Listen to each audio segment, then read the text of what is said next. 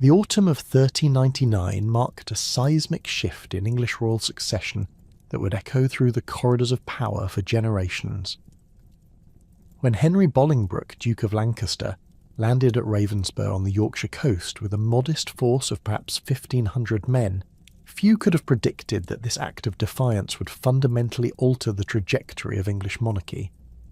Richard II, the last Plantagenet king in direct male line, found himself increasingly isolated as noble support evaporated with startling rapidity. Richard's reign had been marked by a series of political miscalculations that had systematically alienated the most powerful magnates in the realm. His reliance on court favourites, particularly Robert de Vere, Earl of Oxford, and Michael de la Pole, Earl of Suffolk, had created deep resentment among the established nobility. The king's arbitrary confiscation of noble lands, his heavy taxation to fund an increasingly lavish court, and his apparent disregard for traditional baronial council had created a powder keg of aristocratic discontent.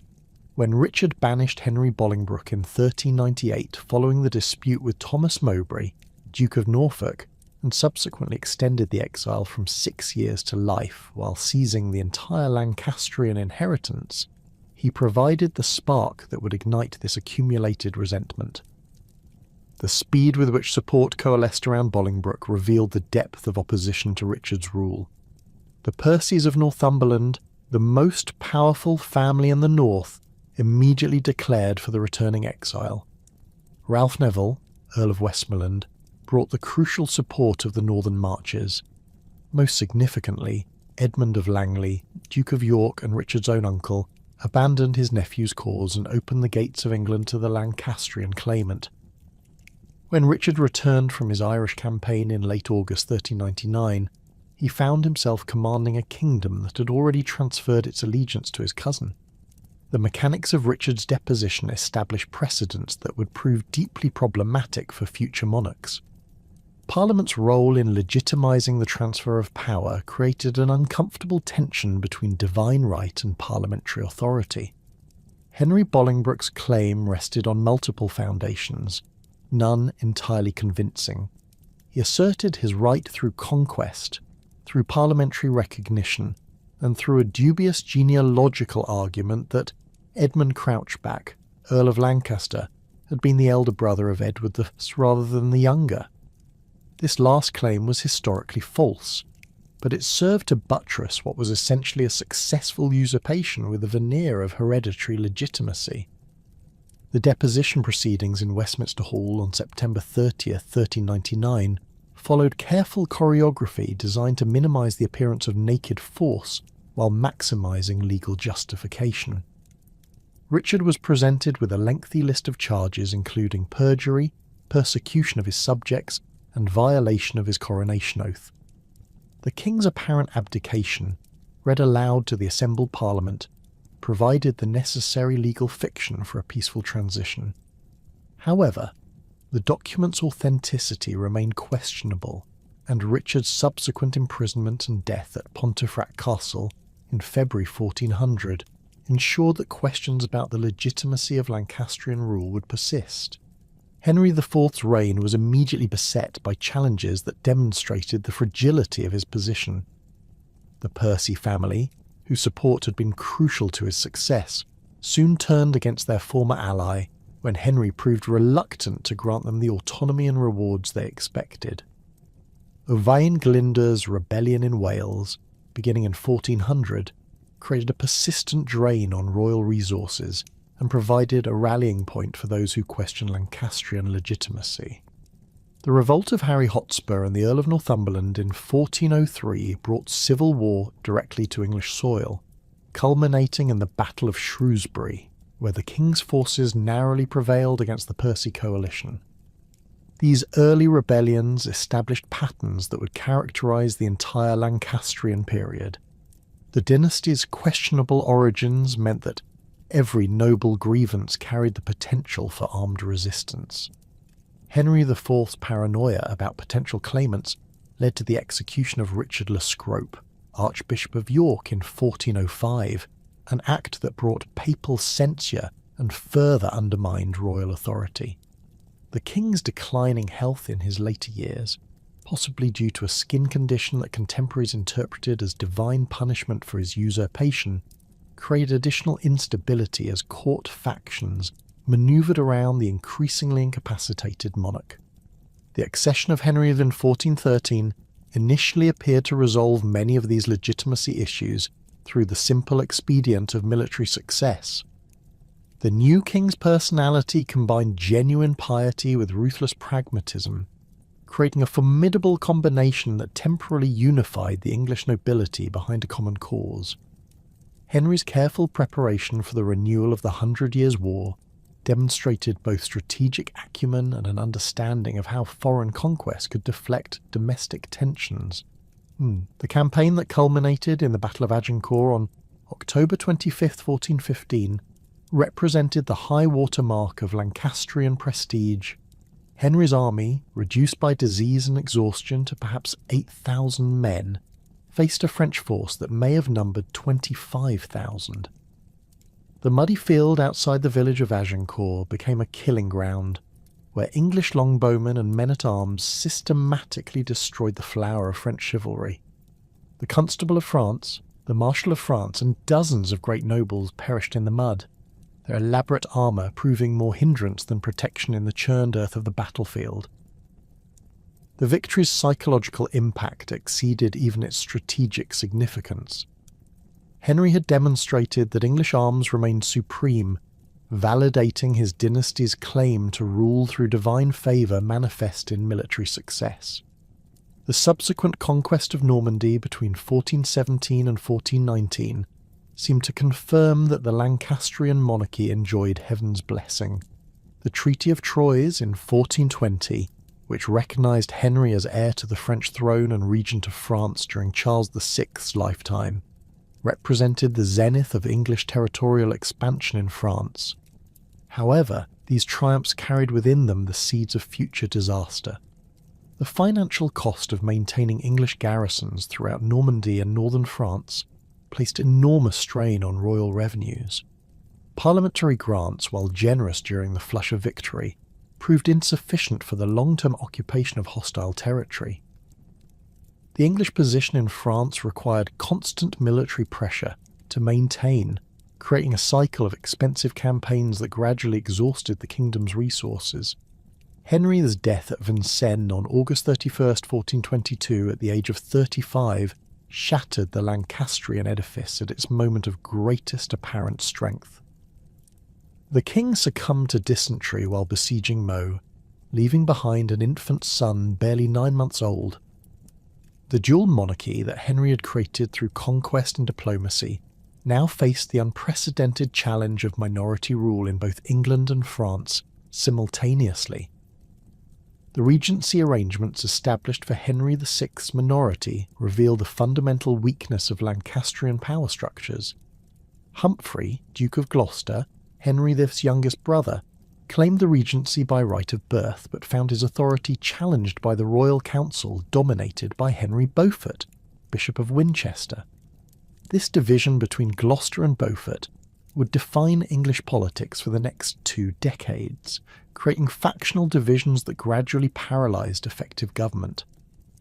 Gloucester's aggressive personality and his marriage to Jacqueline of Hainault created additional complications by involving England in continental disputes beyond the already challenging French war.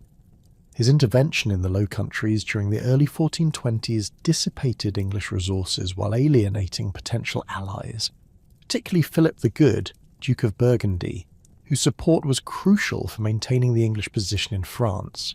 Meanwhile, Beaufort's control of royal finances through his position as Chancellor and his personal wealth as England's richest ecclesiastic gave him enormous influence over policy. The Cardinal's loans to the Crown, totalling tens of thousands of pounds, made him indispensable to royal administration while creating potential conflicts of interest. His moderate approach to French policy, favouring negotiated settlements over continued military expansion, directly contradicted Gloucester's bellicose instincts. The young Henry VI's personality began to manifest itself as he approached majority, revealing characteristics that would prove catastrophic for effective kingship. Contemporary accounts describe a monarch of genuine piety but complete lack of political acumen. Henry's horror of violence, while admirable in moral terms, rendered him incapable of the decisive action that medieval kingship demanded.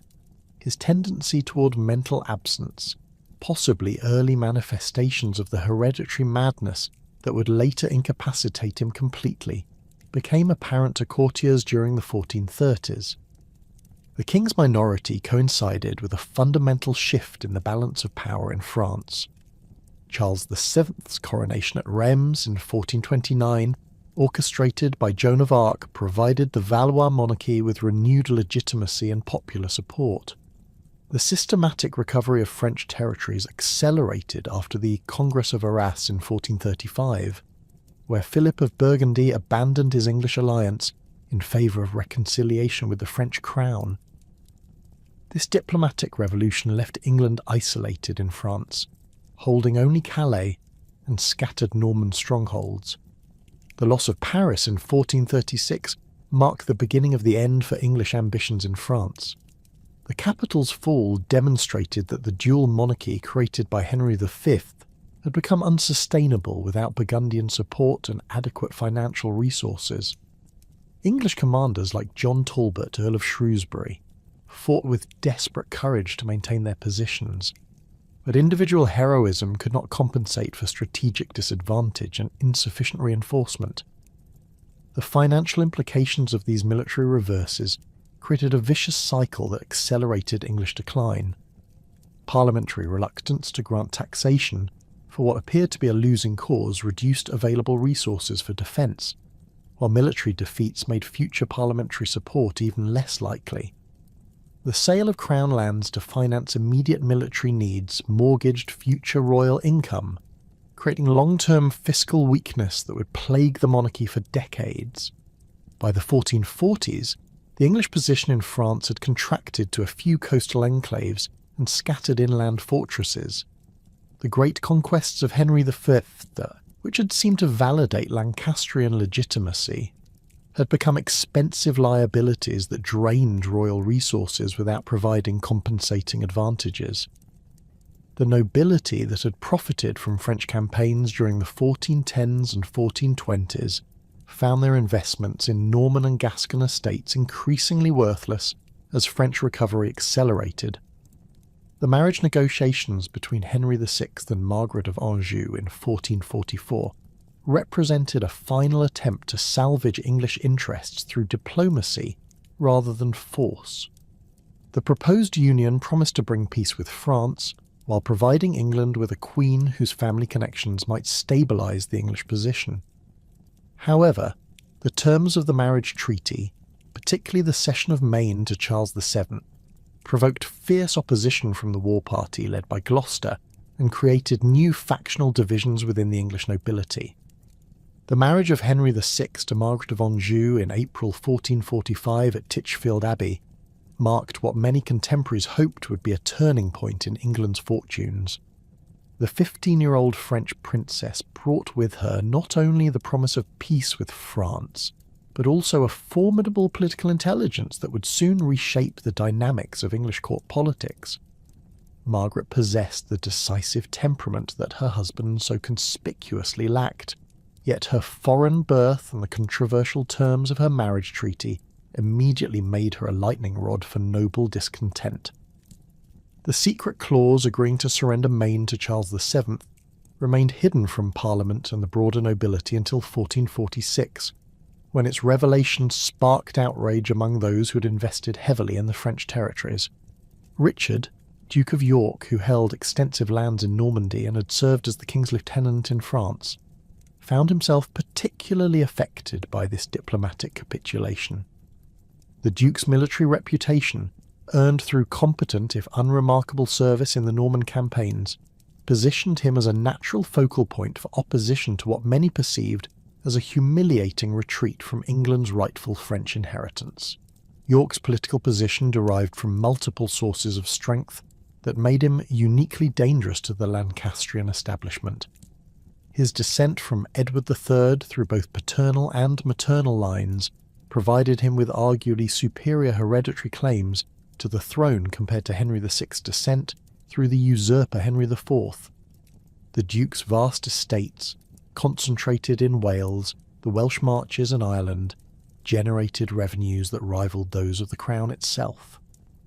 His network of retainers and affinity, built through decades of careful patronage and military service, extended throughout England and provided him with potential military resources that exceeded those available to most other nobles.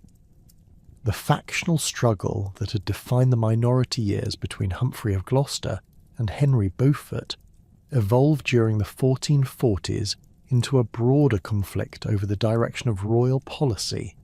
Edmund Beaufort, Duke of Somerset and nephew of the late Cardinal, emerged as the leading figure in what became known as the Court Party. Somerset's influence derived partly from his family's long association with the Lancastrian dynasty and partly from his personal relationship with Queen Margaret, who found in him a more reliable ally than the increasingly erratic Gloucester. The rivalry between York and Somerset encompassed both personal animosity and fundamental disagreements over policy. Somerset advocated for accommodation with France and concentration on domestic governance, while York maintained that English honour and interests demanded continued resistance to French encroachment. Their competing approaches to the Irish problem further exacerbated tensions, with York favouring direct military intervention against Gaelic resurgence, while Somerset preferred diplomatic solutions that required fewer resources. The death of Humphrey of Gloucester in February 1447, occurring just days after his arrest on charges of treason, eliminated York's most prominent ally among the royal family and left him increasingly isolated within the court hierarchy. Contemporary chroniclers recorded widespread suspicions that Gloucester had been murdered, though modern historians generally accept that the Duke died of natural causes, possibly a stroke brought on by the stress of his arrest. Regardless of the actual cause, Gloucester's death removed a significant obstacle to Somerset's dominance, while simultaneously creating a martyrdom narrative that York's supporters would exploit in future propaganda campaigns. The final collapse of English power in Normandy during 1449 to 1450 provided the catalyst that transformed factional rivalry into open political crisis. The French offensive, launched in response to English violations of the truce, swept through Norman strongholds with devastating efficiency. Rouen fell in October 1449 after a siege of just 3 weeks, followed by the systematic reduction of English garrisons throughout the duchy. The speed of the collapse reflected not only French military superiority, but also the demoralisation of English forces who had received inadequate supplies and reinforcements for months. Somerset's role as the king's lieutenant in France during this debacle made him a natural target for those seeking to assign blame for the disaster. His decision to abandon Rouen without a prolonged siege, while militarily sensible given his limited resources, appeared to many contemporaries as cowardly capitulation. The Duke's subsequent retreat to Caen, where he concentrated his remaining forces, did little to restore confidence in his leadership. When Caen itself fell in July 1450, Somerset's military reputation lay in ruins alongside English ambitions in France. The financial cost of the Norman disaster compounded its political implications. Parliament's reluctance to grant taxation for what appeared to be hopeless military ventures left the crown virtually bankrupt. The sale of crown jewels and the mortgaging of royal estates provided temporary relief, but at the cost of long-term fiscal stability. Royal household expenses, which had expanded dramatically during the early years of Henry VI's personal rule, consumed an ever larger proportion of available revenue while providing diminishing returns in terms of political support. Popular discontent with royal policy erupted into open rebellion during the summer of 1450, when Jack Cade led a formidable force of Kentish commons towards London.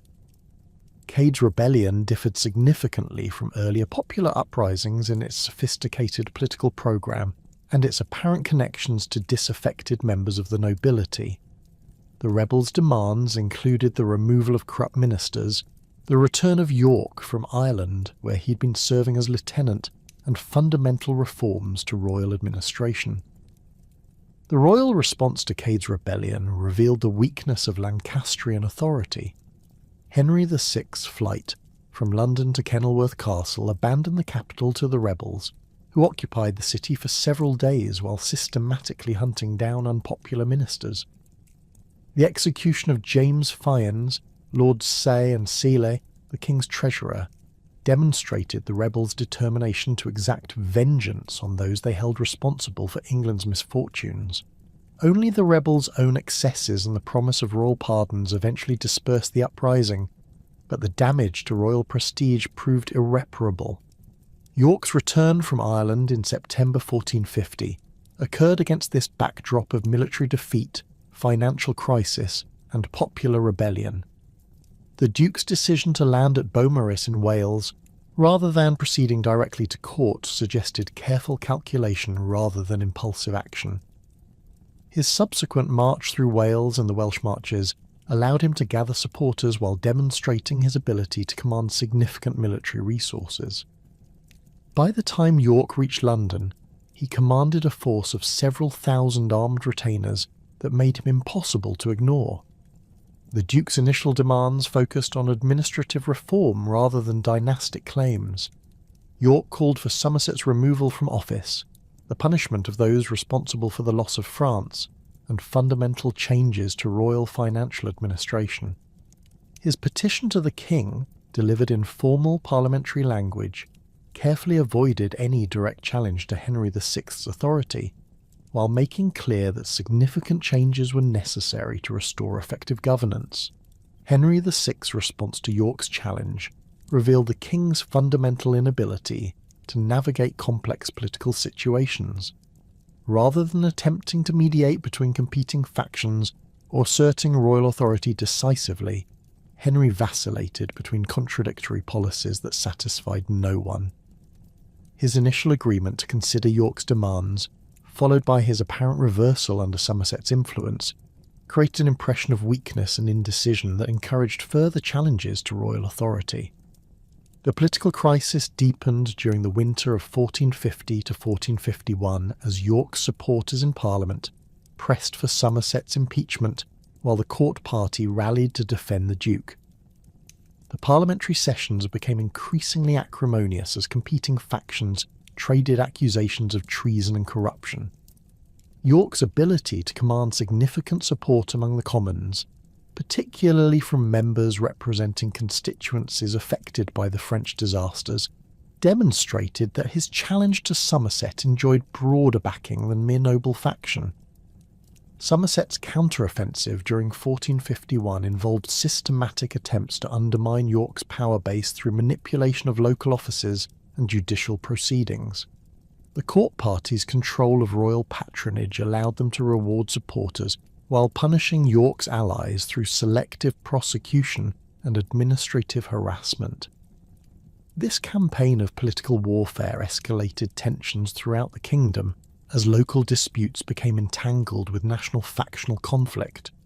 The birth of Edward of Westminster in October 1453 fundamentally altered the political landscape by providing the Lancastrian dynasty with a direct heir for the first time since Henry VI's own birth 31 years earlier. The prince's arrival strengthened Queen Margaret's position at court while simultaneously intensifying York's sense of urgency regarding his own dynastic claims. If Henry VI died without issue, York's position as heir presumptive would have provided him with powerful leverage in any political settlement. The existence of a Lancastrian heir eliminated this possibility and made any future confrontation a zero-sum contest for the throne itself. However, the circumstances surrounding Prince Edward's birth coincided with a catastrophic development that overshadowed even this dynastic milestone. In August 1453, Henry VI suffered a complete mental breakdown that left him catatonic and unresponsive to external stimuli. The king's condition, which contemporaries described as a sudden and thoughtless sickness, rendered him incapable of recognising even his closest advisors or responding to questions about government business. The royal physicians, led by the king's personal doctor Master Marshal, proved helpless to treat Henry's condition. Contemporary medical understanding attributed such afflictions to imbalances in bodily humours or divine punishment for sin, neither of which suggested effective therapeutic interventions. The king's symptoms, which included periods of complete immobility and apparent unconsciousness, bore striking similarities to the mental illness that had periodically incapacitated his maternal grandfather, Charles VI of France, suggesting a hereditary component to the condition. The constitutional crisis precipitated by Henry's incapacity had no clear precedent in English law. Unlike the well-established procedures for royal minorities, the kingdom lacked formal mechanisms for dealing with an adult king who remained physically alive but mentally incompetent. The Royal Council found itself governing in the name of a monarch who could neither consent to nor understand the decisions being made in his name, creating a legal vacuum that threatened the foundations of royal authority. Queen Margaret's attempts to assert regency rights on behalf of her infant son met fierce resistance from the nobility, who viewed such an arrangement as unprecedented and potentially dangerous. The Queen's French birth and her association with the unpopular peace policies made her particularly unsuitable as a regent in the eyes of many nobles. Her youth, lack of experience in English government, and gender all counted against her in a political culture that associated effective rule with masculine authority and native birth. The parliamentary session that convened in February 1454 faced the unprecedented task of establishing a regency government while the king remained alive but incapacitated. The debates over the forms such a government should take revealed deep divisions within the nobility about the proper constitutional response to the crisis. Somerset supporters argued for a minimal regency that would preserve royal prerogatives until the king's recovery, while York's faction demanded comprehensive reforms that would address the administrative failures of the previous decade. The appointment of Richard, Duke of York, as Protector of the realm in March 1454 represented a compromise that satisfied neither faction completely. York's elevation to the Protectorate provided him with the authority he had long sought to implement his reform programme, but the limitations placed on his power prevented him from making the fundamental changes he believed necessary. The Protectorate was explicitly temporary, designed to last only until the king's recovery or the majority of Prince Edward, whichever came first. York's reform programme as Protector focused primarily on financial administration and the elimination of corruption in royal government. His appointment of his own supporters to key administrative positions, including the replacement of Somerset's allies in the Treasury and Chancery, represented a systematic attempt to break the court party's control over royal patronage.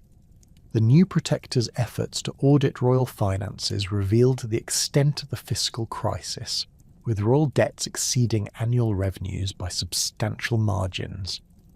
The Protector's attempts to address the kingdom's financial problems through administrative efficiency rather than increased taxation reflected both practical necessity and political calculation. Parliament's reluctance to grant new taxes while the kingdom's military position continued to deteriorate made revenue increases unlikely, forcing York to seek savings through reduced expenditure and improved collection of existing revenues. His success in reducing household expenses and eliminating some of the most egregious examples of administrative waste provided tangible evidence of his competence, while highlighting the previous government's failures. York's Protectorate achieved considerable success in restoring administrative order and reducing the most egregious examples of governmental corruption, but these reforms could not address the fundamental tensions that had brought England to the brink of civil war.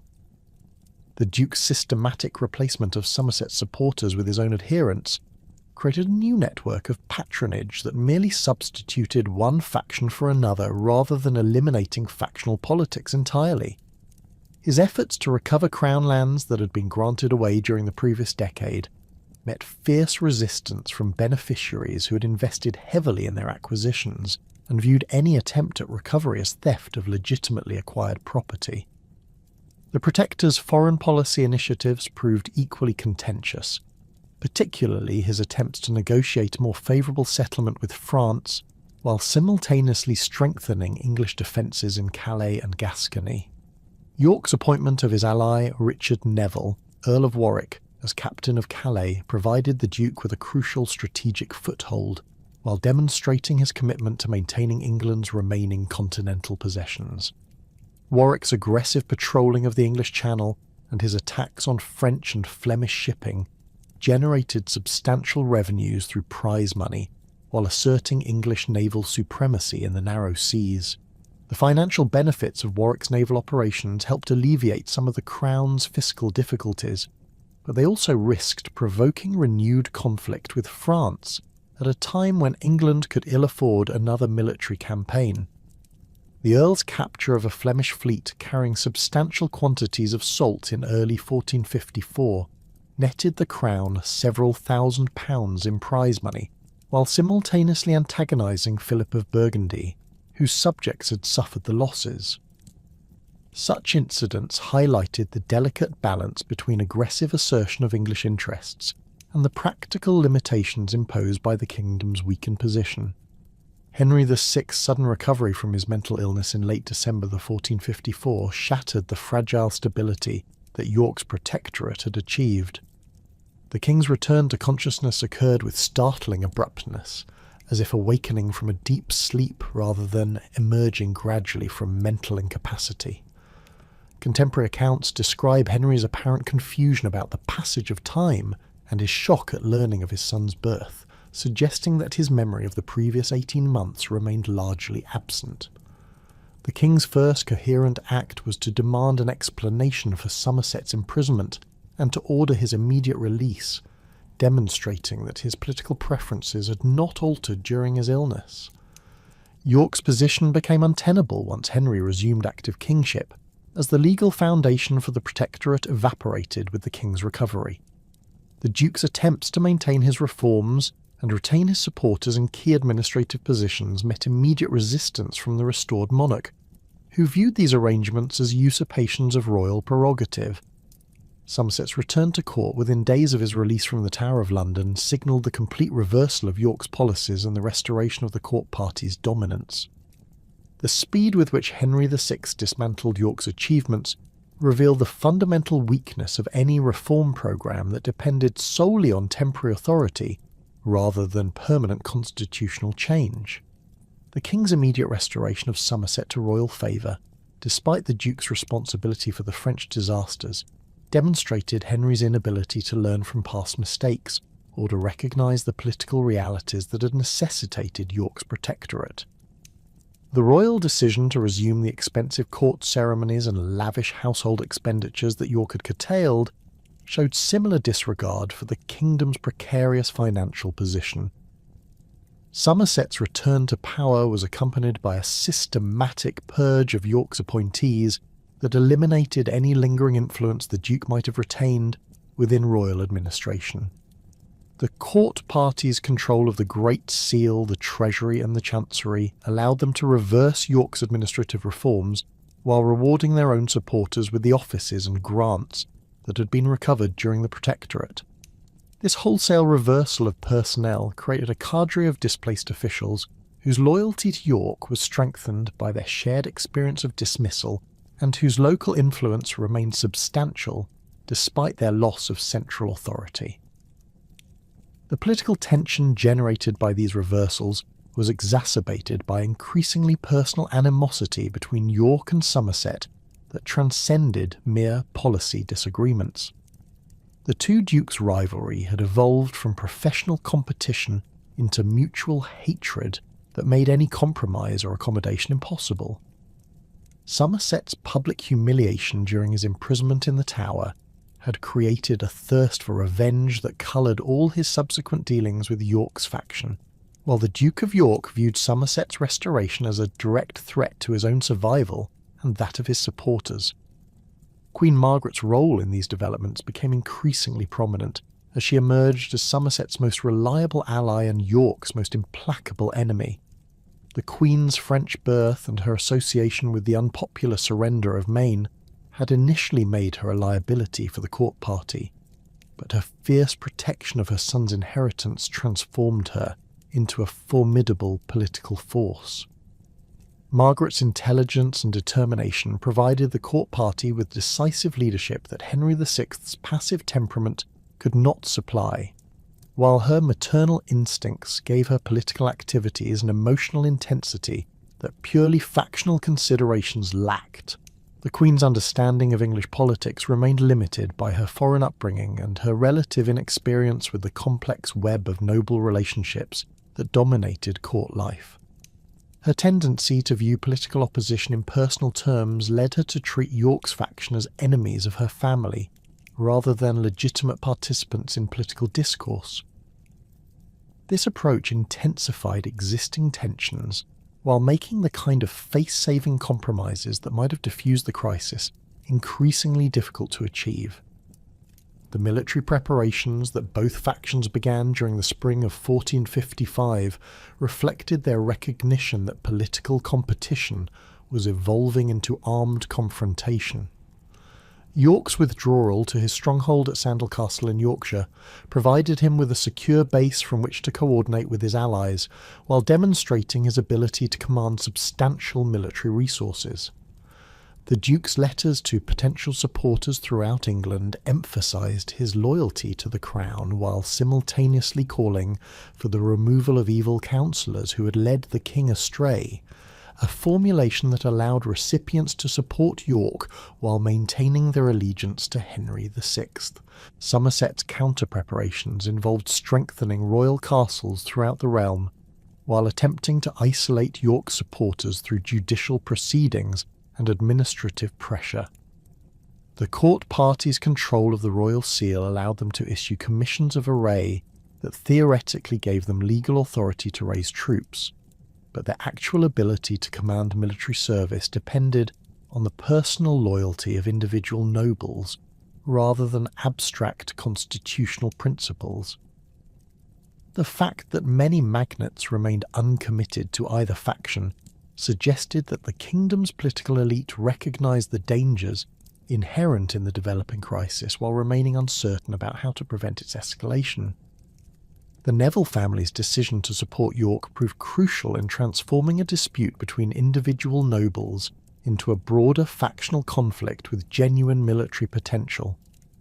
Richard Neville, Earl of Salisbury, brought to York's cause not only his own substantial resources, but also the support of his son Richard, Earl of Warwick, whose position as Captain of Calais provided access to experienced soldiers and substantial financial resources. The elder Neville's long-standing rivalry with the Percy family in northern England added a regional dimension to the conflict that extended beyond the immediate dispute between York and Somerset. The Percy-Neville feud exemplified the way in which local disputes could become entangled with national political conflicts to create explosive combinations of personal and ideological grievances. The two families had competed for dominance in Northumberland and Cumberland for generations, with each successive dispute adding new layers of resentment to an already complex web of mutual antagonism. Henry Percy, Earl of Northumberland, viewed the Nevilles' support for York as an opportunity to settle old scores, while simultaneously demonstrating his loyalty to the Lancastrian dynasty that had elevated his family to prominence. The judicial proceedings that both factions initiated during the spring of 1455 revealed their attempts to legitimise their military preparations through legal means. York supporters in Parliament pressed for new investigations into the loss of France and the mismanagement of royal finances, while Somerset's allies responded with accusations of treason against those who questioned royal policy. These competing legal strategies reflected the participants' recognition that public opinion remained important, even as they prepared for armed confrontation, but they also demonstrated the breakdown of normal political processes that had previously contained such disputes. The Great Council, summoned to meet at Leicester in May 1455, represented Henry VI's attempt to resolve the crisis through traditional means of aristocratic consultation, but the location chosen for the assembly revealed the court party's determination to exclude York's faction from meaningful participation. Leicester's position in the English Midlands made it easily accessible to royal supporters while requiring York's allies to travel through potentially hostile territory to attend.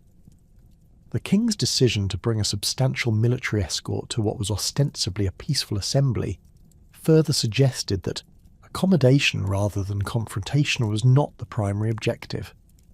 York's response to the Leicester summons demonstrated his recognition that attendance would likely result in his arrest and possible execution, while refusal to appear would provide Somerset with legal justification for military action against him.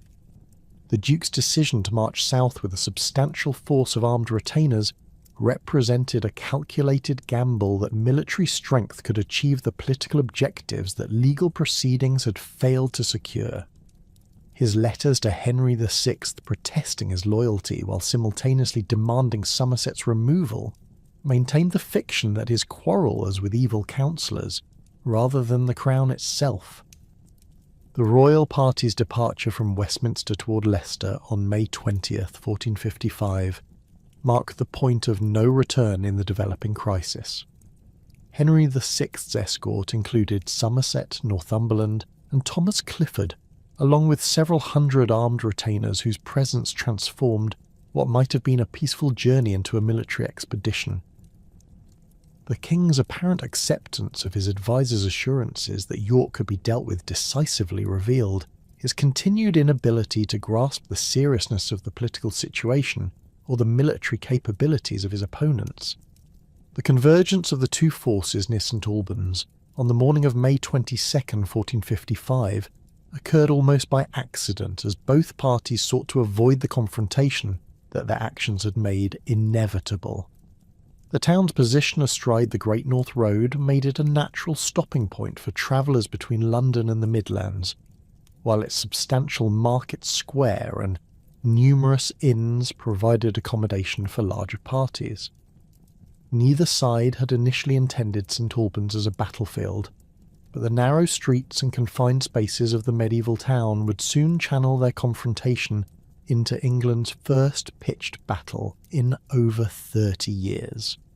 The physical layout of St Albans created tactical challenges for both armies that would significantly influence the course of the fighting. The town's main street ran roughly north to south, with the imposing Abbey Church dominating the eastern side and a series of inns and merchant houses lining the western approach.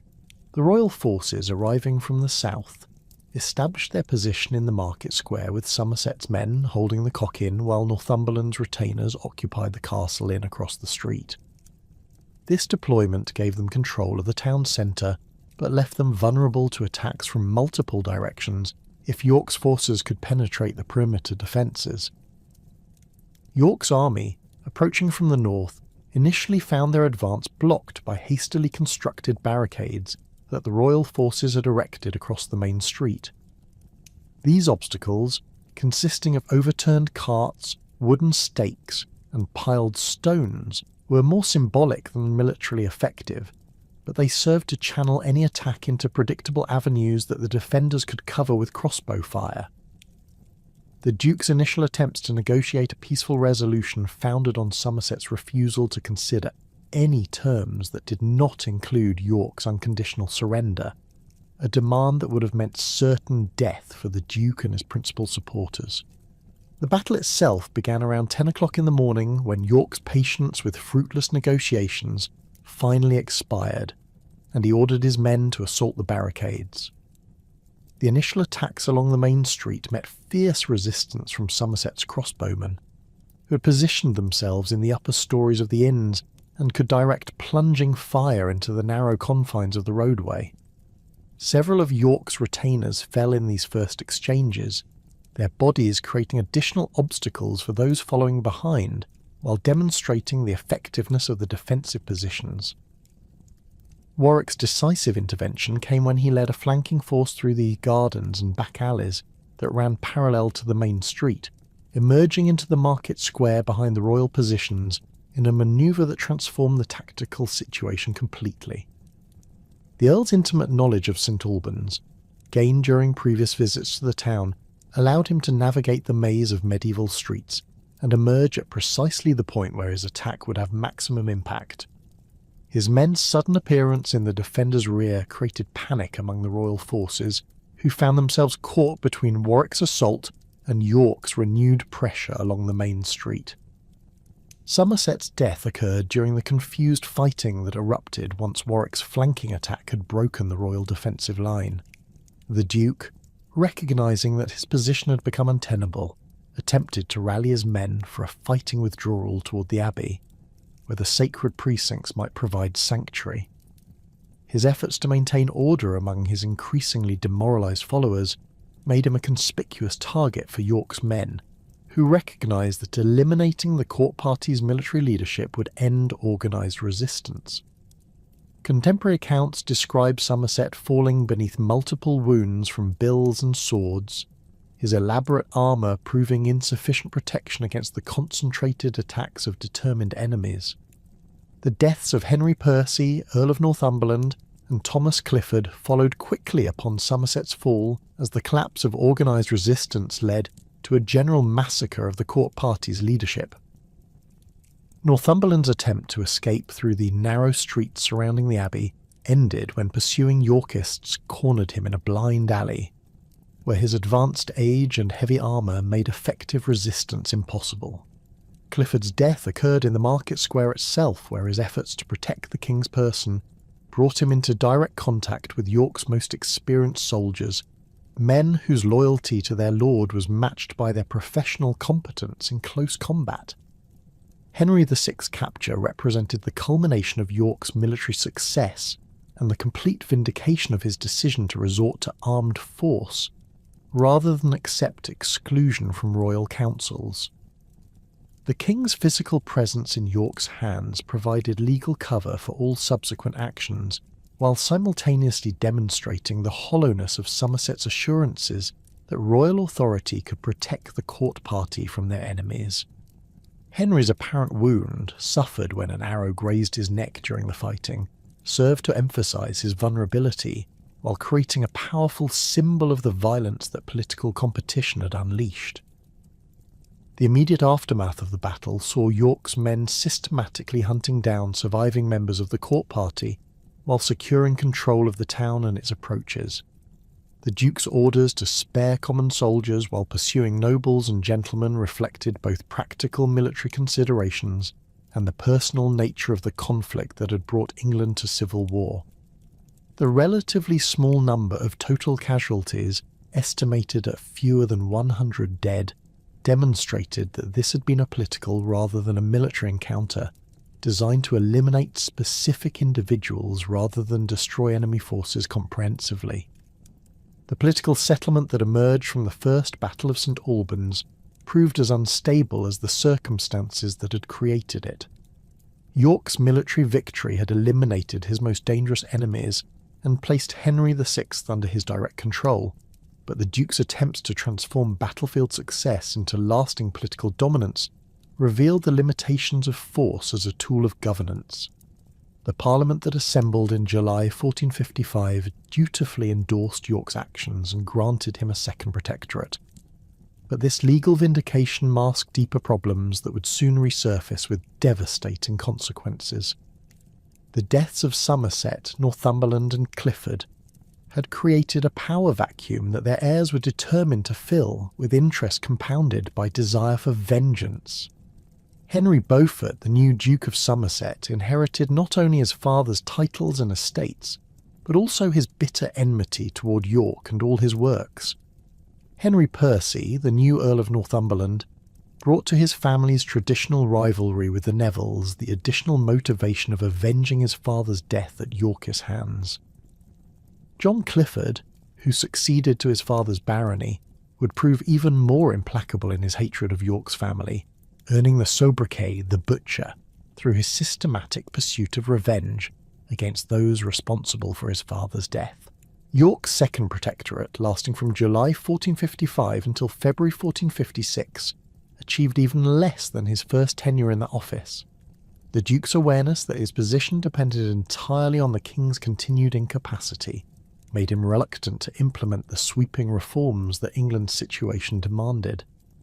His cautious approach to administrative change reflected his understanding that any significant alterations to governmental structure would require Henry VI's active consent, something that the king's periodic returns to lucidity made increasingly unlikely. The Protector's efforts to strengthen England's military position through improved training and equipment for local militias met resistance from nobles who viewed such measures as preparations for renewed civil conflict.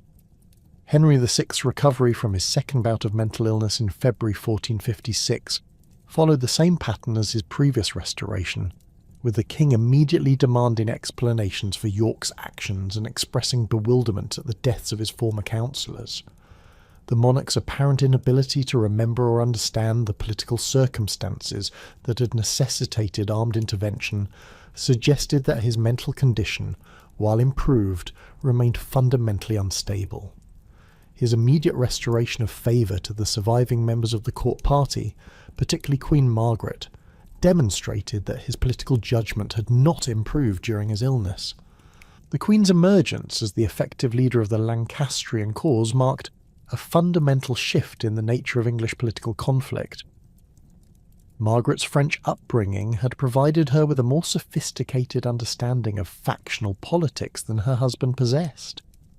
While her fierce maternal instincts gave her a personal stake in the struggle that transcended mere political calculation, her recognition that York's ultimate objective must be the throne itself, regardless of his protestations of loyalty, led her to adopt an uncompromising approach that made any peaceful resolution increasingly unlikely. Margaret's establishment of an alternative court at Coventry during 1456 created a parallel power structure that effectively divided England between competing sources of authority. The Queen's court attracted those nobles whose loyalty to the Lancastrian dynasty outweighed their concerns about effective governance, while York's continued presence in London provided a focal point for those who prioritised administrative competence over dynastic legitimacy. This geographical separation reflected deeper divisions within the English nobility that would prove impossible to bridge through traditional means of aristocratic consultation. The financial resources that both factions devoted to military preparation during 1457 and 1458 demonstrated their recognition that the St. Albans settlement had merely postponed rather than resolved their fundamental disagreements. York's control of his Welsh estates provided him with substantial revenues that he invested in weapons, armour, and the training of his retainers, while his alliance with the Nevilles gave him access to the profits from Warwick's naval operations in the English Channel.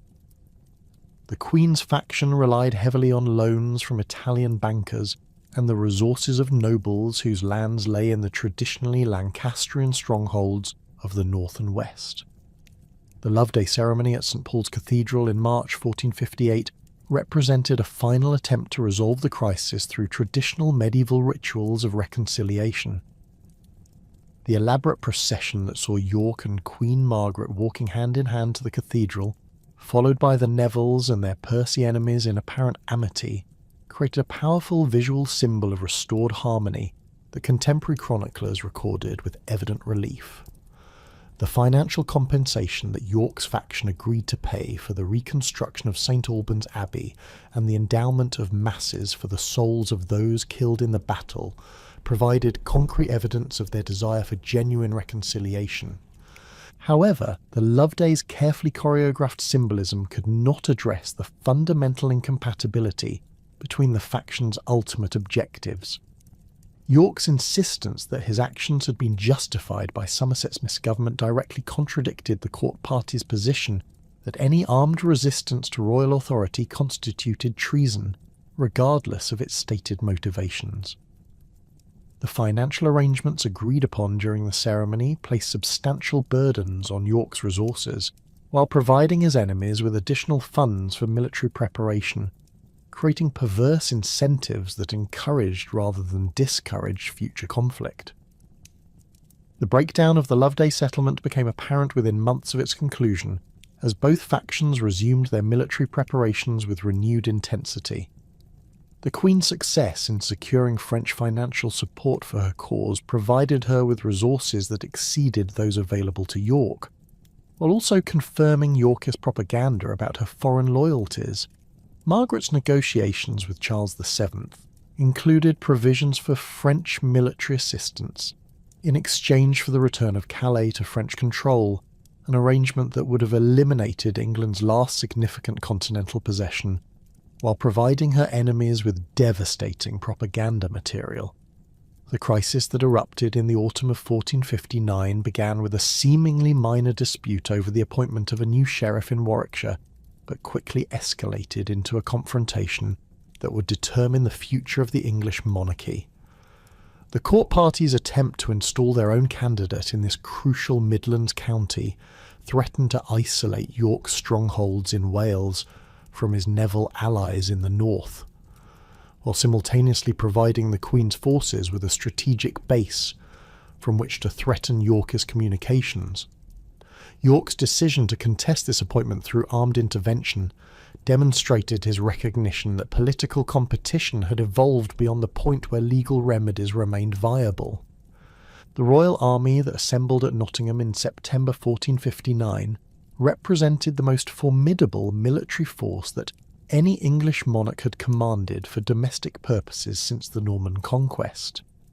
Henry VI's presence at the head of approximately 25,000 men provided legal authority for military action against those who refused royal summons, while the participation of virtually every major noble family except the Yorkists and Nevilles demonstrated the breadth of support that the monarchy could still command when its very existence appeared threatened.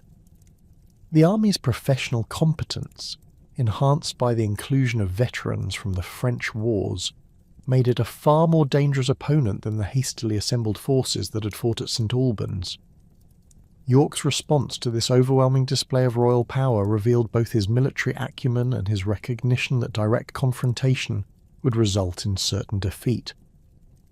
The Duke's decision to concentrate his forces at Ludlow Castle in Shropshire provided him with a defensible position, while keeping open his lines of retreat into Wales, where his extensive estates and loyal retainers offered the possibility of prolonged resistance. His summons to Warwick and Salisbury to join him with their northern levies represented a desperate gamble that, combined Yorkist resources, might prove sufficient to deter royal attack, or at least extract favourable terms for surrender. The march of the royal army from Nottingham toward Ludlow in early October 1459 took on the character of a royal progress as Henry VI received the submissions of local officials and accepted the renewed oaths of loyalty from nobles who had previously shown Yorkist sympathies. The king's apparent health and vigour during this campaign contrasted sharply with his previous periods of incapacity, while his presence at the head of such a formidable force seemed to demonstrate divine approval for his cause. The systematic way in which royal forces occupied strategic points along their line of march revealed careful planning that left York with increasingly limited options for manoeuvre. The confrontation at Ludford Bridge on October 12, 1459, represented the nadir of Yorkist fortunes as York's carefully assembled coalition disintegrated in the face of overwhelming royal superiority. The Duke's position behind the hastily constructed earthworks that protected the approaches to Ludlow appeared strong enough to withstand assault, but the moral authority that Henry VI's personal presence conferred on the royal army proved more devastating than any military stratagem. The defection of Andrew Trollope and the Calais garrison troops under his command eliminated York's most experienced soldiers while providing the royal forces with detailed intelligence about Yorkist defensive preparations. Trollope's betrayal occurred during the night of October 11th, 12, when the veteran captain led approximately 600 professional soldiers across the lines to join the royal army. His decision reflected both personal loyalty to the Lancastrian dynasty that had advanced his career and practical calculation about the likely outcome of any battle between such unequal forces. The loss of these experienced troops many of whom had served with distinction in France, deprived York of the military backbone that might have allowed him to sustain a siege or conduct an orderly withdrawal under pressure. The Yorkist flight from Ludlow on the morning of October 12th marked the complete collapse of their military position and the apparent triumph of Lancastrian authority throughout England. York's escape into Wales with his second son Edmund, Earl of Rutland, while his eldest son Edward fled toward the Welsh coast, demonstrated the family's recognition that capture would mean certain death. Warwick and Salisbury's successful retreat to Calais provided the Yorkist cause with its only remaining stronghold, but their separation from York himself left the movement without unified leadership at its moment of greatest crisis. The sack of Ludlow that followed the Yorkist flight revealed the depth of popular resentment against York's policies and the extent to which his cause had become identified with narrow aristocratic interests rather than broader national concerns. The systematic looting of the town by royal forces, officially sanctioned as punishment for harbouring traitors, destroyed the accumulated wealth of a prosperous border community while demonstrating the Crown's determination to make examples of those who supported rebellion. The particular violence directed against York's personal property, including the destruction of his library and the desecration of family tombs, reflected the personal animosity that the conflict had generated. The Parliament that assembled at Coventry in November 1459 provided legal sanction for the military victory that royal forces had achieved at Ludford Bridge. The Acts of Attainder passed against York, his sons, and the Nevilles formally declared them traitors while confiscating their estates for the Crown. The breadth of these confiscations, encompassing some of the richest lands in England, provided the monarchy with resources that might have solved its chronic financial problems, while simultaneously rewarding those nobles who had remained loyal during the crisis. The Queen's distribution of forfeited Yorkist estates to her supporters created new vested interests in the Lancastrian cause, while ensuring that any Yorkist restoration would require the displacement of those who had profited from their defeat. However, the apparent completeness of Lancastrian victory masked fundamental weaknesses that would soon become apparent as the exiled Yorkists began their campaign to recover their lost positions. The concentration of forfeited estates in the hands of court favourites created resentment among these nobles who had supported the Crown but received no reward for their loyalty. The Crown's inability to effectively administer the vast territories that had been confiscated meant that much of their potential revenue remained uncollected, while the displacement of established local officials created administrative chaos in crucial border regions. Warwick's position in Calais provided the Yorkist cause with a base from which to launch their recovery that proved far more valuable than the extent of the territory might suggest. The Earl's control of the narrow seas allowed him to disrupt French and Flemish commerce while generating substantial revenues through the systematic capture of merchant vessels.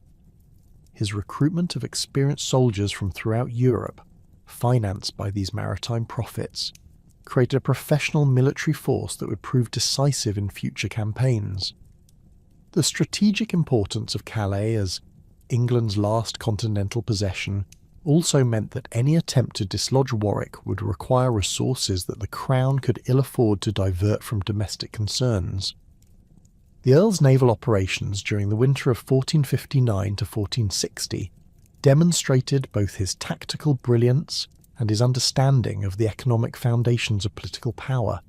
His capture of a Flemish salt fleet in January 1460 netted prize money worth several £1,000s, while simultaneously disrupting the vital trade connections between Flanders and France. The systematic way in which Warwick's ships patrolled the channel approaches to Calais made it virtually impossible for hostile forces to approach the fortress, while ensuring that friendly vessels could reach the harbour safely.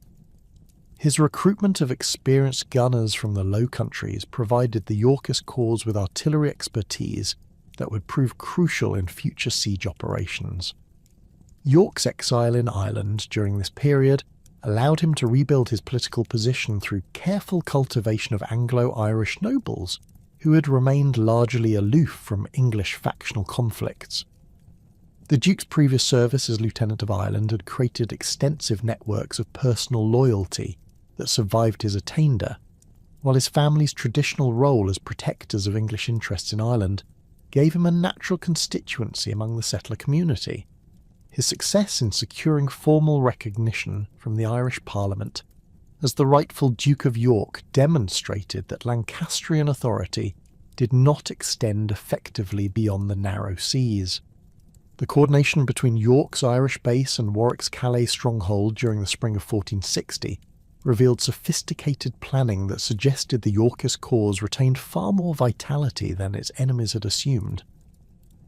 The exchange of letters between the exiled leaders, carried by merchants and pilgrims who could travel freely between Ireland, Calais and England, allowed them to synchronise their activities while avoiding the surveillance networks that the court party had established. Their ability to maintain regular communication across such distances demonstrated both the inadequacy of Lancastrian intelligence gathering and the extent to which commercial networks could be exploited for political purposes. Warwick's decision to launch his invasion of England in June 1460 reflected his assessment that Lancastrian authority had weakened sufficiently to make a restoration attempt viable. The Earl's landing at Sandwich on June 26th with a force of approximately 2,000 men represented a calculated gamble that popular support for the Yorkist cause had survived the disasters of the previous year.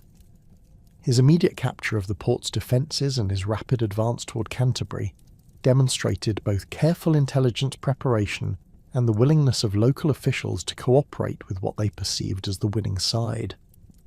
The speed with which Warwick's small army grew as it marched through Kent towards London revealed the extent of popular discontent with Lancastrian rule and the effectiveness of Yorkist propaganda about royal misgovernment. The Earl's proclamations emphasising his loyalty to Henry VI, while demanding the removal of evil counsellors, provided a legal framework that allowed supporters to join his cause without explicitly committing treason. His promise to restore parliamentary government and eliminate the corruption that had characterised recent royal administration appealed to merchants and gentry whose economic interests had suffered under the court party's policies. The capture of London on July 2nd, 1460, provided Warwick with both a symbolic victory and access to the financial resources necessary to sustain a prolonged campaign.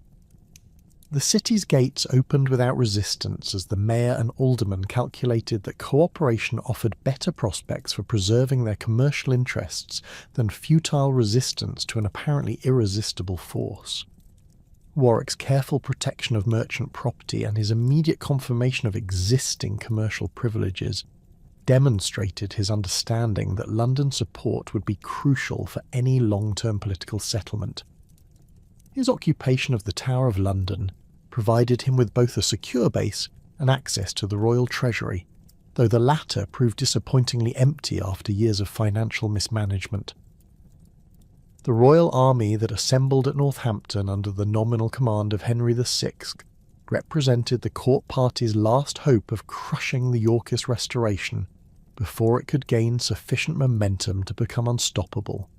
The force of approximately 10,000 men included many veterans of the French wars, along with the personal retainers of nobles whose estates would be forfeit if the Yorkists achieved complete victory.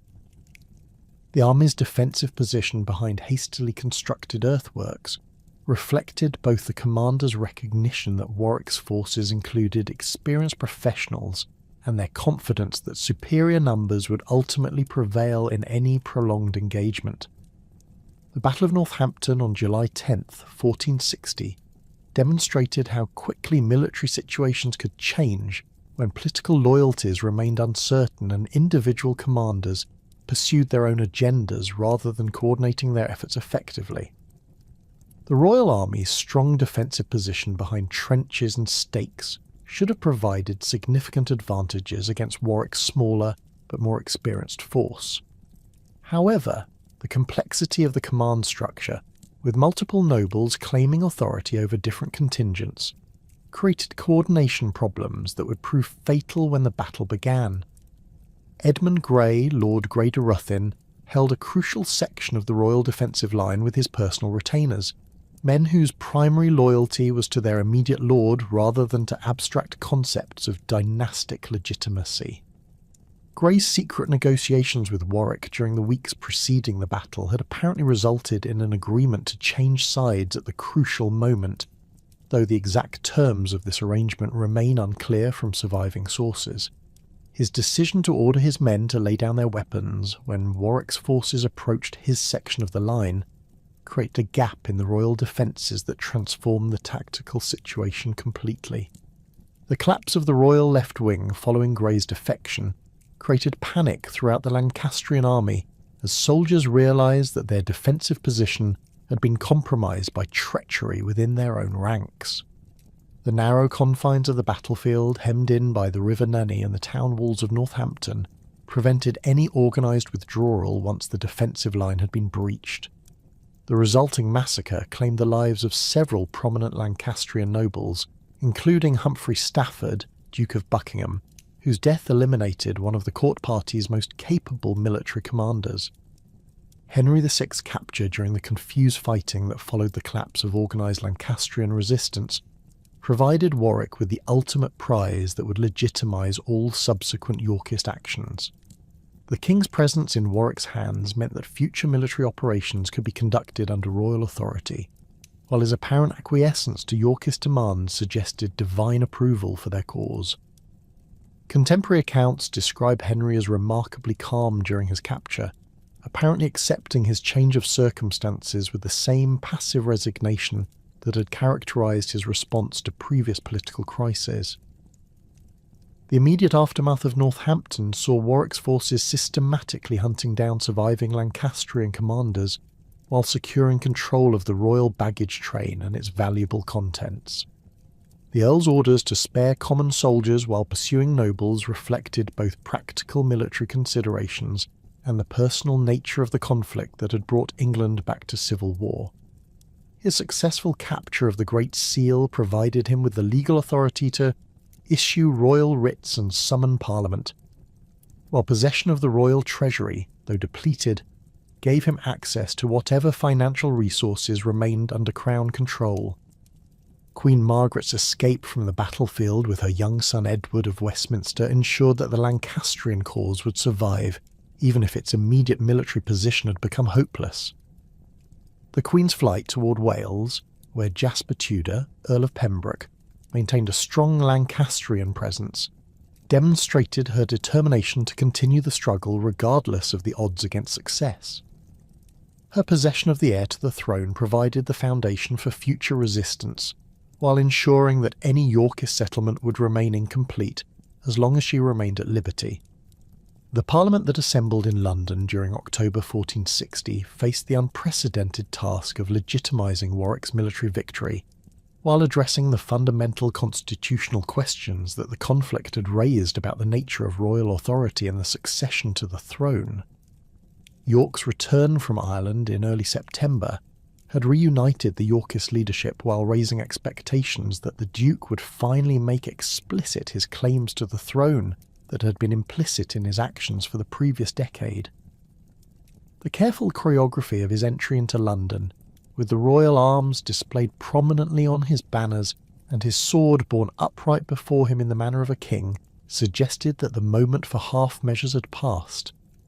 The Duke's formal claim to the throne, presented to Parliament on October the 10th, 1460, represented a fundamental escalation in the nature of the conflict that transformed what had been a dispute about governmental policy into an explicit contest for dynastic supremacy.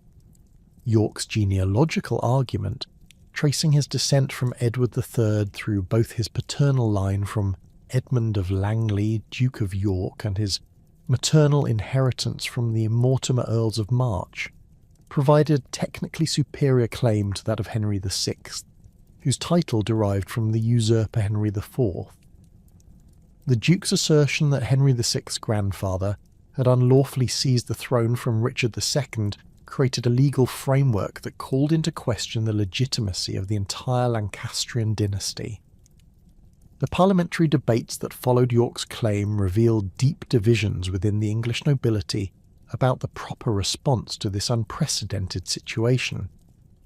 The Duke's supporters argued that hereditary right superseded any consideration of established possession, while his opponents maintained that 60 years of Lancastrian rule had created prescriptive rights that could not be overturned without destroying the foundations of political stability.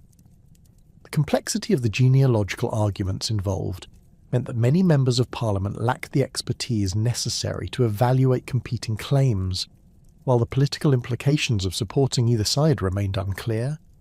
The Act of Accord, finally agreed upon on October 25, 1460, represented a compromise solution that satisfied neither faction completely, while creating new problems that would prove even more intractable than those it was designed to resolve. The agreement recognised Henry VI as lawful king for the remainder of his natural life, while designating York and his heirs as successors to the throne, effectively disinheriting Prince Edward of Westminster. This arrangement allowed Parliament to avoid the dangerous precedent of deposing a reigning monarch, while acknowledging the superior hereditary claims that York had presented. But it also created a situation in which the designated heir possessed greater political power than the nominal king. The financial provisions of the Act of Accord granted York an annual income of 10,000 marks, along with extensive estates in Wales and Ireland, making him the wealthiest subject in the realm while providing him with the resources necessary to maintain his position as heir apparent. These arrangements effectively reduced Henry VI to a ceremonial figurehead, while concentrating real power in York's hands, a distribution of authority that reflected the military realities created by Warwick's victory at Northampton, but which ignored the fundamental reality that Queen Margaret would never accept the disinheritance of her son. The Queen's rejection of the Act of Accord was both immediate and absolute, transforming what might have been a negotiated settlement into an irreconcilable conflict that could only be resolved through the complete destruction of one faction or the other. Margaret's establishment of a rival court at Hull during November 1460 provided the Lancastrian cause with an alternative source of authority that directly challenged the legitimacy of the London settlement. The Queen's success in attracting Scottish support for her cause, negotiated through her agents at the court of Mary of Guelders, provided her with military resources that compensated for her losses at Northampton while simultaneously raising the spectre of foreign intervention in English affairs. The terms of the Scottish alliance, which promised the return of Berwick upon Tweed in exchange for military assistance, demonstrated Margaret's willingness to sacrifice English territorial interests for short-term tactical advantage. The northern nobility's response to Margaret's appeal revealed the extent to which regional loyalties could override abstract constitutional considerations when family survival was at stake. Henry Percy, Earl of Northumberland, brought to the Queen's cause not only his family's traditional rivalry with the Nevilles, but also the military resources of the Percy affinity throughout Cumberland and Northumberland. John Clifford's participation in the Lancastrian revival carried particular significance, given his father's death at St Albans, and his personal determination to exact vengeance against York's family. The systematic way in which these northern magnates mobilised their retainers demonstrated both their organisational competence and their recognition that compromise with the Yorkists had become impossible. York's decision to march north in December 1460 with a relatively small force of approximately 5,000 men reflected his underestimation of Lancastrian strength in their traditional heartlands and his overconfidence in the political settlement that Parliament had endorsed. The Duke's division of his forces, leaving Warwick to secure London while he dealt with northern resistance, revealed strategic thinking that prioritised political consolidation over military concentration. His establishment of a base at Sandal Castle near Wakefield provided him with a defensible position in familiar territory, but the fortress's isolation from potential reinforcement made it vulnerable to the kind of sustained siege that a superior enemy force could impose. The Lancastrian army that assembled around Wakefield during the final weeks of 1460 represented the most formidable military challenge that York had faced since the beginning of his political career. The combined forces of Somerset, Northumberland and Clifford, augmented by Scottish troops under the command of experienced border warriors, numbered approximately 15,000 men whose motivation derived from personal hatred as well as dynastic loyalty. The army's composition, heavily weighted towards northern retainers familiar with border warfare, gave it tactical advantages in the broken terrain around Wakefield that would prove decisive in the coming confrontation. The Battle of Wakefield on December 30th, 1460, began when York's forces emerged from the castle to engage what appeared to be a smaller Lancastrian detachment foraging in the surrounding countryside. The Duke's decision to abandon his defensive position reflected both his aggressive temperament and his apparent belief that Lancastrian morale remained fragile following their defeat at Northampton. However, the enemy force that York's men encountered represented only the advance guard of the much larger army that Somerset and his allies had carefully positioned to exploit exactly such an aggressive response. The tactical deployment that the Lancastrians had prepared transformed York's sortie into a carefully orchestrated ambush that demonstrated sophisticated military planning. The initial engagement drew York's forces away from the castle and into the broken ground, where hidden Lancastrian contingents could emerge from concealment to attack the Yorkist flanks and rear. The Duke's men found themselves surrounded by enemies whose superior numbers made organised resistance impossible, while the distance from Sandal Castle prevented any retreat to the safety of its walls.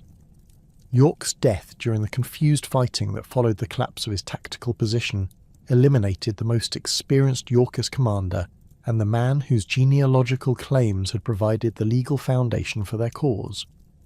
Contemporary accounts describe the Duke fighting desperately to reach his 17-year-old son Edmund, Earl of Rutland, whose youth and inexperience had made him a particular target for Lancastrian vengeance. The systematic way in which Clifford's men hunted down members of York's family during the battle demonstrated that this had become a war of extermination rather than political competition, with quarter neither asked nor given by either side. Edmund of Rutland's murder at the hands of John Clifford, occurring either during the battle itself or in its immediate aftermath, represented a deliberate escalation in the brutality that characterised this phase of the conflict. The young Earl's age and his minimal involvement in the political disputes that had led to war made his killing particularly shocking to contemporary observers, who viewed the deliberate targeting of children as a violation of the chivalric codes that were supposed to govern aristocratic warfare. Clifford's reported declaration that he was avenging his father's death at St Albans provided a personal motivation that transcended political calculation, suggesting that the cycle of revenge had acquired a momentum independent of strategic considerations. The ritualistic humiliation of York's corpse following the battle revealed the depth of personal hatred that the conflict had generated among the Lancastrian leadership. The placement of a paper crown on the Duke's severed head, accompanied by mocking references to his royal pretensions, demonstrated a level of vindictiveness that went far beyond military necessity. The public display of York's head on the walls of York City, along with those of Rutland and other prominent Yorkists, served both as a warning to potential rebels and as a symbol of Lancastrian resurgence that would resonate throughout the northern counties. However, the Lancastrian triumph at Wakefield created as many problems as it solved, particularly in terms of the succession crisis that York's death precipitated within the Yorkist camp. The Duke's eldest son Edward, Earl of March, inherited not only his father's titles and estates, but also his claim to the throne, creating a new focal point for Yorkist resistance that the Lancastrians would have to address. Edward's youth, at 18 years old, might have been expected to work against him, but his impressive physical presence and his demonstrated competence in military affairs made him a formidable successor to his father's political ambitions. Edward's position in the Welsh marches at the time of his father's death provided him with both immediate security and access to the military resources necessary to continue the Yorkist cause. His extensive estates in Herefordshire and the surrounding counties had been carefully cultivated during the previous decade, to create networks of personal loyalty that survived the disaster at Wakefield. The March Lordship's traditional autonomy from central authority meant that royal writs carried less weight in these regions than personal relationships, giving Edward advantages that his enemies would find difficult to counter through legal or administrative means. The New Yorkist leader's first major challenge came from Jasper Tudor, Earl of Pembroke, whose Lancastrian forces in Wales threatened to eliminate Yorkist resistance in the region before it could consolidate around Edward's leadership. Tudor's army, composed primarily of Welsh levies supplemented by French and Irish mercenaries, represented a formidable force whose local knowledge and guerrilla tactics made it particularly dangerous in the broken terrain of the Welsh borders. The Earl's success in capturing several Yorkist strongholds during January 1461 demonstrated both his military competence and the fragility of Edward's position in his supposed heartland. The Battle of Mortimer's Cross on February 2, 1461, provided Edward with his first independent military victory and established his reputation as a commander capable of matching his father's strategic acumen with superior tactical execution. The young Earl's decision to give battle rather than retreat into the safety of his border castles reflected both personal courage and political calculation, recognising that any appearance of weakness would encourage further Lancastrian aggression. His army's position on rising ground overlooking the River Lugg provided defensive advantages that compensated for Tudor's superior numbers, while channeling any enemy attack into predictable avenues. The meteorological phenomenon that occurred before the battle, described by contemporary chroniclers as 3 suns appearing in the sky, provided Edward with a powerful propaganda tool that he exploited with remarkable sophistication. His interpretation of the parhelion as a divine sign favouring his cause, representing the Trinity's blessing on his claim to the throne, demonstrated both quick thinking and an understanding of how supernatural portents could influence medieval military morale. The adoption of the sun in splendour as his personal badge following the battle created a visual symbol that would become synonymous with Yorkist success and divine favour. The tactical execution of Edward's victory at Mortimer's Cross revealed military abilities that exceeded those that might have been expected from such a young commander. His use of archers positioned on the flanks of his main battle line to disrupt Tudor's advancing columns demonstrated sophisticated understanding of combined arms tactics, while his timing of the decisive cavalry charge showed both personal courage and strategic patience. The systematic pursuit of fleeing Lancastrian forces prevented any organised withdrawal and resulted in the capture or death of most of Tudor's senior commanders, effectively eliminating Welsh Lancastrian resistance for the immediate future. Jasper Tudor's escape from the battlefield ensured that Lancastrian resistance in Wales would continue, but his flight to Ireland with his young nephew Henry Tudor removed immediate threats to Edward's position while providing the Yorkist cause with breathing space to consolidate its gains. The capture of Owen Tudor, Henry VI's stepfather, during the pursuit following the battle provided Edward with a valuable prisoner whose execution would send a powerful message about the consequences of opposing Yorkist authority. The old Welshman's dignified acceptance of his fate, reportedly expressing surprise only that his head would lie on the same block that had supported a queen, demonstrated the personal courage that characterised participants on both sides of the conflict. The news of York's death at Wakefield reached Warwick in London during early January 1461, creating a crisis of leadership that threatened to destroy the Yorkist cause at its moment of apparent triumph. The Earl's position as the senior surviving Yorkist commander gave him both the authority and the responsibility to coordinate resistance to the Lancastrian resurgence, but his geographic separation from Edward's forces in Wales complicated any unified response to the multiple threats that now faced their cause. Warwick's decision to advance north with the forces available in London reflected both personal courage and strategic necessity, recognising that passive defence would allow the Lancastrians to consolidate their advantages. The Second Battle of St Albans on February 17, 1461, demonstrated how quickly military fortunes could change when commanders failed to adapt their tactics to changing circumstances or when political considerations interfered with sound military judgment.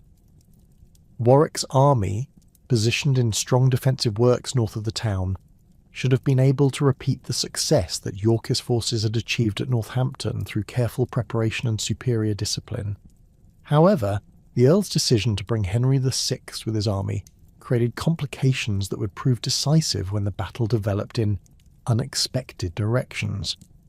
The Lancastrian approach to St Albans revealed tactical innovations that caught Warwick's forces unprepared for the kind of aggressive assault that Queen Margaret's commanders had planned. The Royal Army's use of the western approach to the town, avoiding the prepared defensive positions that Warwick had established along the northern roads, demonstrated both superior intelligence gathering and the kind of tactical flexibility that had been absent from previous Lancastrian operations. The coordination between different contingents of Margaret's army, each tasked with specific objectives in the overall assault plan, showed a level of military sophistication that Yorkist commanders had underestimated.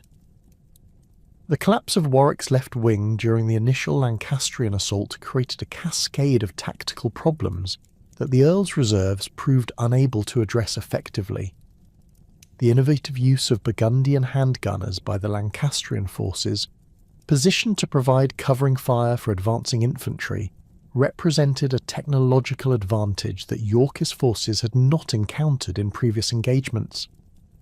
The psychological impact of these early firearms, combined with their practical effectiveness at close range, disrupted the disciplined formations that had given Warwick's men their tactical advantages in earlier battles. Henry VI's recapture by Lancastrian forces during the confused fighting that followed the collapse of organised Yorkist resistance provided Queen Margaret with both a symbolic victory and the legal authority necessary to legitimise her subsequent actions. The king's apparent relief at his liberation from Yorkist custody, whether genuine or performed for political effect, gave the Lancastrian cause a propaganda advantage that partially offset their previous military defeats. Contemporary accounts describe Henry's immediate restoration of royal favour to his Lancastrian supporters, suggesting either remarkable political resilience or complete detachment from the realities of his situation.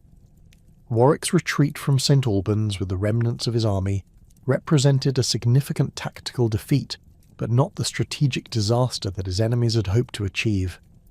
The Earl's successful withdrawal toward the Cotswolds preserved the core of his military organisation, while keeping open his lines of communication with Edward's forces advancing from Wales. His decision to abandon London to the Lancastrians reflected both military necessity and a political calculation, recognising that the capital's loyalty depended primarily on which faction could provide security and commercial stability, rather than abstract dynastic considerations. The Lancastrian occupation of London following their victory at St Albans proved far more problematic than Queen Margaret's advisers had anticipated, revealing the extent to which the capital's commercial interests had diverged from traditional aristocratic loyalties. The city's reluctance to open its gates to the victorious royal army reflected both fear of military occupation and concern about the northern soldiers' reputation for indiscipline and violence. Margaret's negotiations with the mayor and aldermen, conducted from her camp at St Albans while her army remained outside the city walls, demonstrated her recognition that forced entry would damage her cause more than temporary exclusion. The financial demands that the Lancastrian army's presence imposed on the surrounding countryside created additional political problems that offset the military advantages of their recent victory. The systematic requisitioning of supplies from Hertfordshire and Middlesex communities, justified by military necessity but experienced as organised plunder, generated resentment among populations whose support would be crucial for any long-term political settlement. Contemporary chroniclers recorded numerous incidents of violence between northern soldiers and local civilians, creating a narrative of Lancastrian brutality that Yorkist propaganda would exploit effectively in subsequent campaigns.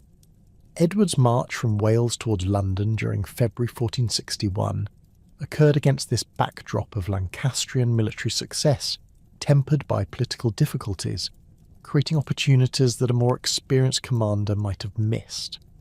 The young Earl's decision to advance directly toward the capital, rather than attempting to relieve Warwick's defeated forces, demonstrated both personal courage and strategic insight, recognising that control of London would provide greater advantages than tactical coordination with his allies. His army's growth as it moved through the Thames Valley revealed the extent to which local populations viewed the Yorkist cause as preferable to continued Lancastrian rule, particularly given the behaviour of Margaret's northern troops. The junction of Edward's and Warwick's forces at Chipping Norton in early March 1461 reunited the Yorkist leadership, while providing both commanders with the military resources necessary to challenge Lancastrian control of central England. The combined army that resulted from this merger numbered approximately 30,000 men, making it the largest force that any Yorkist commander had yet assembled.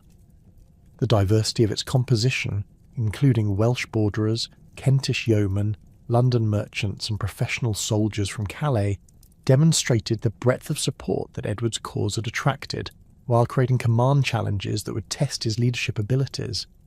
Edward's proclamation as King Edward IV at London on March 4, 1461, represented the logical culmination of the Yorkist challenge to Lancastrian legitimacy, while creating new political realities that would shape all subsequent military operations. The ceremony's location at Westminster Abbey, conducted by George Neville, Bishop of Exeter, provided religious sanction for what was essentially a revolutionary act. The participation of London's civic authorities in the coronation festivities demonstrated the capital's acceptance of the dynastic change, while providing Edward with the financial resources necessary to sustain his military campaigns. The new king's immediate preparations for a northern campaign reflected his understanding that military victory rather than constitutional theory would ultimately determine the success of his usurpation. The systematic recruitment of additional forces throughout southern England, financed by loans from London merchants and Italian bankers, demonstrated both Edward's organisational abilities and the confidence that commercial interests placed in his ultimate success. His appointment of experienced commanders to key positions within his army showed political acumen in balancing the competing claims of various noble factions, while ensuring that military competence remained the primary consideration. The Lancastrian army that assembled in Yorkshire during March 1461 represented the most formidable force that the dynasty had fielded since the beginning of the civil wars, numbering perhaps 40,000 men drawn from the traditional strongholds of northern England and Scotland. The participation of Scottish troops under the command of experienced border warriors provided the royal army with professional military capabilities that complemented the enthusiasm of English levies fighting for their traditional allegiances. Queen Margaret's presence with the army, along with the young Prince Edward, gave the campaign a dynastic legitimacy that transcended mere political calculation. The strategic situation that developed as both armies converged on Yorkshire during late March 1461 created the conditions for the largest and most decisive battle of the entire conflict.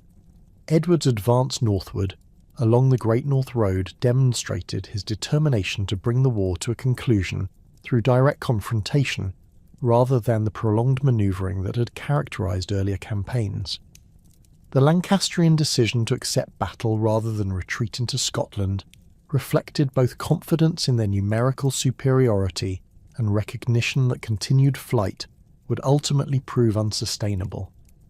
The Battle of Towton on March 29, 1461, occurred in conditions that tested the endurance and discipline of both armies, while creating tactical challenges that would determine not only the immediate outcome but the future direction of English monarchy. The blizzard that began during the early morning hours reduced visibility to a few yards, while creating treacherous footing on the snow-covered plateau between the villages of Towton and Saxton. The wind direction, blowing from the south directly into the faces of the Lancastrian army, provided Edward's archers with significant advantages that his commanders exploited with devastating effectiveness. The preliminary archery exchange that opened the battle demonstrated both the tactical sophistication of Edward's forces and the environmental factors that would shape the entire engagement. The Yorkist archers, positioned to take advantage of the prevailing wind, could achieve maximum range with their volleys while remaining largely immune to Lancastrian counterfire that fell short of its intended targets. The systematic way in which Edward's bowmen advanced their position after each volley, recovering Lancastrian arrows to supplement their own ammunition, showed both tactical innovation and the kind of professional competence that would characterise Yorkist military operations throughout the battle. The Lancastrian response to this archery bombardment revealed both the strengths and weaknesses of their military organisation, as individual contingents reacted according to their commanders' temperaments rather than coordinated battle plans. Henry Beaufort, Duke of Somerset, led his men in a desperate charge designed to close with the Yorkist archers before their volleys could inflict decisive casualties. But this piecemeal assault lacked the coordination necessary to achieve breakthrough against prepared positions. The broken ground between the two armies, made even more treacherous by snow and ice, disrupted Lancastrian formations while providing Yorkist defenders with natural obstacles that channeled enemy attacks into predetermined killing zones. The arrival of John Mowbray, Duke of Norfolk, with Yorkist reinforcements during the afternoon, transformed what had been a closely contested engagement into a decisive victory that would reshape English political geography for the next quarter century. Norfolk's forces, approaching the battlefield from the east, struck the Lancastrian left flank at the precise moment when Somerset's repeated assaults had exhausted his men's capacity for further offensive action. The psychological impact of this unexpected assault, combined with its tactical effectiveness, created panic throughout the Lancastrian army that rapidly spread from the threatened flank to the entire battle line. The massacre that followed the collapse of Lancastrian resistance exceeded in scale and brutality any previous engagement of the civil wars, as Yorkist forces systematically hunted down fleeing enemies across the snow-covered Yorkshire countryside. The bridge over Cock Beck, swollen by spring floods and blocked by the bodies of drowning men, became a particular scene of horror as desperate Lancastrians attempted to escape across the treacherous waters. Contemporary estimates of Lancastrian casualties range from 20 to 28,000 dead, figures that may have been exaggerated but which reflected the unprecedented scale of the slaughter that occurred during the pursuit. The deaths of so many prominent Lancastrian nobles during the battle and its aftermath eliminated an entire generation of aristocratic leadership, while creating a power vacuum in northern England that Edward would exploit to consolidate his authority. Henry Percy, Earl of Northumberland, died fighting desperately to protect the royal standard, his death ending a family tradition of border warfare that stretched back for centuries. Andrew Trollope, the experienced captain whose defection at Ludford Bridge had contributed to York's earlier defeat, fell during the pursuit, his professional competence proving insufficient against the overwhelming odds that Towton had created. Queen Margaret's escape from the battlefield with her son and a small group of loyal retainers ensured that Lancastrian resistance would continue despite the catastrophic military defeat, but her flight towards Scotland eliminated any immediate threat to Edward's consolidation of power in England. The systematic way in which Yorkist forces occupied Lancastrian strongholds throughout the north during the weeks following Towton demonstrated both the completeness of their victory and Edward's organisational abilities in exploiting military success for political advantage. The capture of York City, where the heads of Edward's father and brother had been displayed just 3 months earlier, provided powerful symbolism that resonated throughout England and beyond. Edward IV's triumphant entry into York on April 18, 1461, marked the effective end of organised Lancastrian resistance in England, while establishing the new king's authority throughout his realm. The ceremonial removal of the Yorkist heads from the city walls, followed by their respectful burial, demonstrated both personal devotion and political sophistication in transforming symbols of defeat into martyrdom, narratives that strengthened rather than weakened his cause. The systematic pardons granted to former Lancastrian supporters who submitted to royal authority revealed Edward's understanding that reconciliation rather than revenge would be necessary for long-term political stability.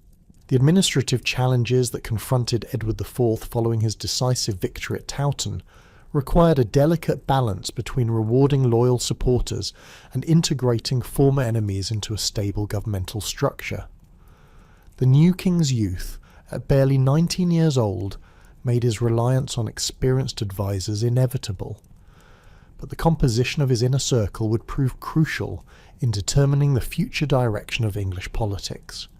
Richard Neville, Earl of Warwick, emerged as the dominant figure in Edward's early administration, his military reputation and political acumen making him indispensable during the critical period of dynastic transition. Warwick's influence extended far beyond his formal titles as Captain of Calais and Chamberlain of England, encompassing foreign policy, domestic administration, and the complex web of noble relationships that determined political stability. The Earl's vision for England's international position emphasised traditional alliances with Burgundy, an aggressive assertion of English interests against France, policies that aligned with commercial preferences while appealing to aristocratic traditions of martial honour. His systematic cultivation of relationships with European courts, particularly the Burgundian territories that controlled crucial trade routes, demonstrated sophisticated understanding of how diplomatic success could reinforce domestic authority. The financial reconstruction of royal government presented immediate challenges that required both administrative competence and political sensitivity. Edward's inheritance included debts exceeding £100,000, along with a revenue system that had been severely disrupted by years of civil conflict. The systematic recovery of crown lands that had been granted away during the previous reign provided substantial additional income, but the process of resumption created tensions with nobles, whose loyalty remained uncertain. Warwick's management of these delicate negotiations revealed both his political skills and his growing influence over royal policy. The Earl's personal relationship with Edward during these early years combined genuine affection with calculated political advantage, as the older man served simultaneously as mentor, ally, and potential rival. Warwick's guidance helped shape Edward's development as both king and military commander, while his extensive network of European contacts provided the diplomatic intelligence necessary for effective foreign policy. The systematic way in which the Earl positioned his relatives and supporters in key administrative positions created a power structure that served royal interests while simultaneously advancing Neville family ambitions. Edward's marriage became the focal point of increasingly serious disagreements between king and kingmaker as the question of dynastic alliance assumed greater political importance. Warwick's preference for a French marriage, specifically with Bona of Savoy, reflected his broader strategic vision of isolating Burgundy while securing English interests through continental diplomacy. The Earl's negotiations with Louis XV of France during 1463 and 1464 progressed sufficiently that formal betrothal appeared imminent, creating expectations among European courts that would make any alternative arrangement politically embarrassing. The king's secret marriage to Elizabeth Woodville in May 1464 shattered these carefully constructed diplomatic arrangements, while revealing the fundamental limitations of Warwick's influence over royal decision-making. The ceremony at Grafton Regis, conducted with only the bride's immediate family present, demonstrated Edward's recognition that his choice would provoke fierce opposition from his principal advisor. Elizabeth's status as a widow with 2 young sons, her family's previous Lancastrian loyalties, and her relatively modest noble rank made her an unsuitable queen in the eyes of those who prioritised dynastic prestige over personal inclination. The political implications of Edward's marriage choice extended far beyond questions of diplomatic protocol or aristocratic precedence, fundamentally altering the balance of power within the Yorkist coalition that had brought him to the throne. Elizabeth's extensive family connections required systematic accommodation within the royal administration, creating new networks of patronage that competed directly with established Neville interests. The elevation of her father, Richard Woodville, Earl Rivers, to positions of significant authority challenged the monopoly that Warwick had previously enjoyed over access to royal favour. The systematic advancement of Woodville family members during 1465 and 1466 created a new court faction whose influence derived entirely from their relationship to the Queen rather than independent political or military achievements. Elizabeth's brothers, particularly Anthony Woodville, Lord Scales, received appointments and grants that established them as major figures in royal government despite their youth and limited experience.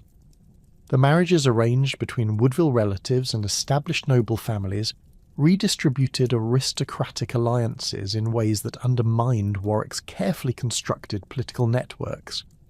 The Earl's growing frustration with these developments manifested itself in increasingly public disagreements with royal policy, particularly regarding foreign relations and the distribution of royal patronage. Warwick's opposition to the Burgundian alliance that Edward negotiated during 1467 reflected both personal pique at his exclusion from diplomatic planning and genuine strategic concerns about England's international position. The commercial advantages that Burgundian friendship offered to English merchants conflicted with the Earl's preference for French alignment, creating tensions that extended beyond court politics into broader questions of national interest. The marriage alliance between Edward's sister Margaret and Charles the Bold of Burgundy, celebrated with unprecedented magnificence at Bruges in July 1468, represented the complete triumph of Woodville influence over foreign policy, while simultaneously demonstrating Warwick's political isolation. The Earl's absence from the wedding festivities, ostensibly due to illness but widely interpreted as deliberate snub, revealed the extent to which royal policy had diverged from his preferences. The substantial dowry that accompanied Margaret's marriage, funded through parliamentary grants that Warwick had opposed, illustrated how completely the king had rejected his former mentor's advice. Charles the Bold's personality and political ambitions created additional complications for English foreign policy that Warwick exploited in his criticism of the Burgundian alliance. The Duke's aggressive territorial expansion in the Low Countries and his conflicts with Louis XIV of France threatened to involve England in continental wars that could drain royal resources while providing minimal strategic advantage. Warwick's warnings about Burgundian unreliability, based on his extensive experience with European diplomacy, carried sufficient credibility to attract support from nobles who questioned the wisdom of abandoning traditional French connections. The domestic implications of foreign policy disagreements became apparent as Warwick began cultivating alternative sources of political support within England itself. His alliance with George, Duke of Clarence, Edward's younger brother, provided him with a potential alternative focus for dynastic loyalty while exploiting the Duke's resentment at his exclusion from meaningful governmental responsibility. Clarence's personality combined genuine political ability with dangerous ambition and a sense of entitlement that made him receptive to suggestions that his talents deserved greater recognition than his brother had provided. The careful cultivation of Clarence's ambitions during 1467 and 1468 revealed Warwick's sophisticated understanding of how personal grievances could be transformed into political movements capable of challenging royal authority. The Earl's suggestions that Clarence might make a more suitable king than his brother appealed to the Duke's vanity while providing concrete objectives around which opposition to Edward's policies could coalesce. The systematic way in which Warwick presented evidence of royal ingratitude and misgovernment created a narrative framework that justified resistance to established authority. The marriage between Clarence and Isabel Neville, Warwick's elder daughter, in July 1469, represented the culmination of the Earl's efforts to create an alternative power structure within the royal family itself. The ceremony at Calais, conducted without royal permission and in defiance of Edward's explicit prohibition, demonstrated both Warwick's determination to proceed with his plans, regardless of royal opposition, and his confidence in his ability to protect his son-in-law from royal vengeance. The choice of Calais as the wedding location provided symbolic significance, while ensuring that the participants remained beyond the immediate reach of royal authority. The military preparations that accompanied these political manoeuvres revealed Warwick's recognition that armed confrontation would be necessary to achieve his objectives. The systematic recruitment of supporters throughout northern England, coordinated through his extensive network of retainers and local officials, created a formidable military organisation capable of challenging royal forces. His control of Calais provided access to professional soldiers and artillery that would prove crucial in any sustained conflict, while his naval supremacy in the English Channel ensured secure communications with potential continental allies. The rebellion that erupted in Yorkshire during June 1469 began with apparently spontaneous popular uprisings against royal taxation and administrative corruption, but the sophisticated coordination of these disturbances revealed careful planning by Warwick's agents. The insurgents' demands for the removal of evil councillors, particularly members of the Woodville family, echoed the propaganda themes that the Earl had been developing for months, while providing legal justification for armed resistance to royal policy. The rebels' adoption of the name Robin of Redesdale for their leader created deliberate parallels with earlier popular movements, while obscuring the aristocratic direction of their activities. Edward's initial response to these northern disturbances demonstrated both his military confidence and his failure to recognise the extent of the conspiracy that threatened his authority. The king's decision to march north with a relatively small force, leaving the bulk of his army in the south under Pembroke and Devon, reflected his assumption that local disorders could be suppressed through the display of royal authority rather than sustained military operations. His apparent unawareness of Warwick's involvement in the rebellion revealed serious deficiencies in royal intelligence gathering that would prove nearly fatal to his cause. The Battle of Edgecote on July 26, 1469, demonstrated how quickly political situations could deteriorate when military incompetence combined with strategic miscalculation to create tactical disasters. The Royal Army under William Herbert, Earl of Pembroke, and Humphrey Stafford, Earl of Devon, should have possessed sufficient strength to crush the northern rebels, but personal animosity between the two commanders prevented effective coordination of their forces. Devon's withdrawal of his men on the eve of battle, following a dispute over lodging arrangements, eliminated crucial cavalry support while creating gaps in the royal battle line that rebel forces exploited with devastating effectiveness. Herbert's death during the confused fighting that followed the collapse of organised royal resistance eliminated one of Edward's most capable military commanders, while demonstrating the personal nature of the conflict that had developed between the king and his former supporters. The Earl's long service in Wales and his role in establishing Yorkist authority in that region made his loss particularly significant, both for its immediate military implications and its symbolic representation of how completely Edward's political coalition had fragmented. The systematic execution of captured royal commanders following the battle revealed the rebels' determination to eliminate potential sources of future resistance. Edward's capture near Olney, while attempting to retreat toward London, provided Warwick with the ultimate prize that legitimised all subsequent actions while placing the king entirely at his mercy. The circumstances of the royal capture, involving betrayal by supposedly loyal retainers who had been subverted through Neville Gold, demonstrated both the Earl's thorough preparation and the extent to which personal loyalty had eroded under pressure of competing interests. Edward's apparent calm during his detention reflected either remarkable self-control or recognition that resistance would prove futile given his isolated position. The systematic elimination of Woodville influence that followed Edward's capture revealed both Warwick's determination to reverse the policies of the previous 5 years and his understanding that half measures would prove insufficient to achieve lasting political change.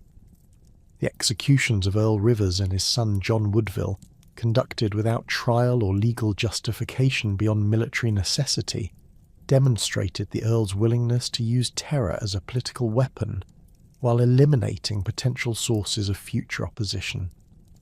The confiscation of Woodville estates provided resources for rewarding Warwick's supporters, while simultaneously punishing those who had benefited from royal favour. However, Warwick's triumph proved far more fragile than its apparent completeness might have suggested, as the Earl discovered that controlling a captive king created as many problems as it solved. The legal fiction that Edward remained a free agent whose decisions reflected genuine royal will became increasingly difficult to maintain, as evidence of coercion became apparent to foreign observers and domestic critics.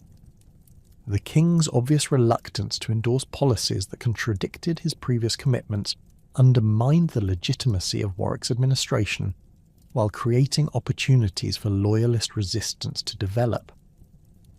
The popular disturbances that erupted throughout England during the autumn of 1469 reflected both genuine grievances against local officials and orchestrated resistance to Warwick's authority by those who remained loyal to Edward's cause. The Earl's inability to maintain public order without the king's active cooperation revealed the limitations of rule through coercion, while the systematic way in which loyalist propaganda portrayed him as a usurper and traitor eroded his political support among those who had initially welcomed his intervention. The financial costs of maintaining military forces sufficient to suppress multiple simultaneous rebellions strained even Warwick's substantial resources, while demonstrating the unsustainability of his position. Edward's restoration to apparent freedom in October 1469 represented Warwick's recognition that continued detention had become counterproductive, but the king's immediate resumption of independent policy-making revealed how little the Earl's dramatic intervention had actually achieved. The systematic reversal of Warwick's appointments and the restoration of Woodville influence demonstrated Edward's determination to resume the policies that had provoked the rebellion in the first place. The king's apparent forgiveness of those who had participated in his detention masked careful planning for eventual revenge against those who had humiliated royal authority.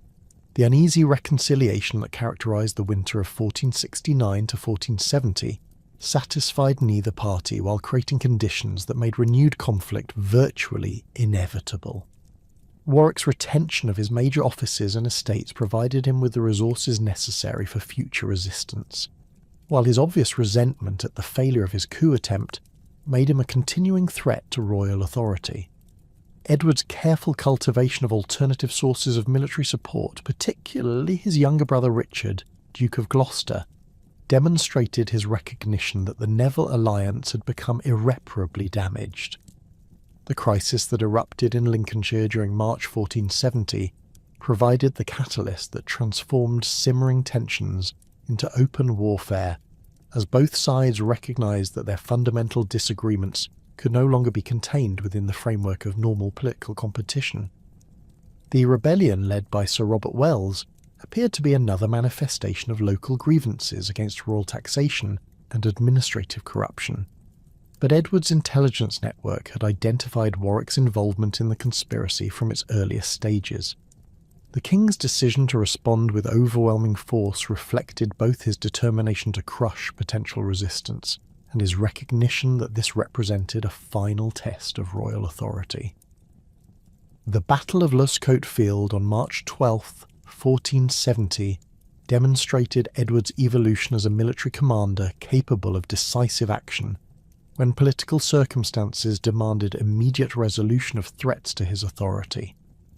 The Royal Army's rapid advance from London caught the Lincolnshire rebels before they could coordinate with Warwick's forces, while Edward's personal leadership of the cavalry charge that broke enemy resistance showed both physical courage and tactical competence. The systematic pursuit of fleeing rebels revealed the king's determination to eliminate potential sources of future resistance, while sending clear messages about the consequences of challenging royal authority. The discovery of Clarence's correspondence among the rebel baggage provided Edward with concrete evidence of his brother's treasonous activities, while simultaneously revealing the extent of Warwick's conspiracy against the crown. The Duke's letters, promising military support and financial assistance to the Lincolnshire rebels, demonstrated that the uprising had been coordinated from the highest levels of the nobility rather than representing genuine popular grievances. This evidence of aristocratic manipulation of local disorders provided Edward with legal justification for the harsh measures that would follow, while exposing the cynical nature of Warwick's political methods.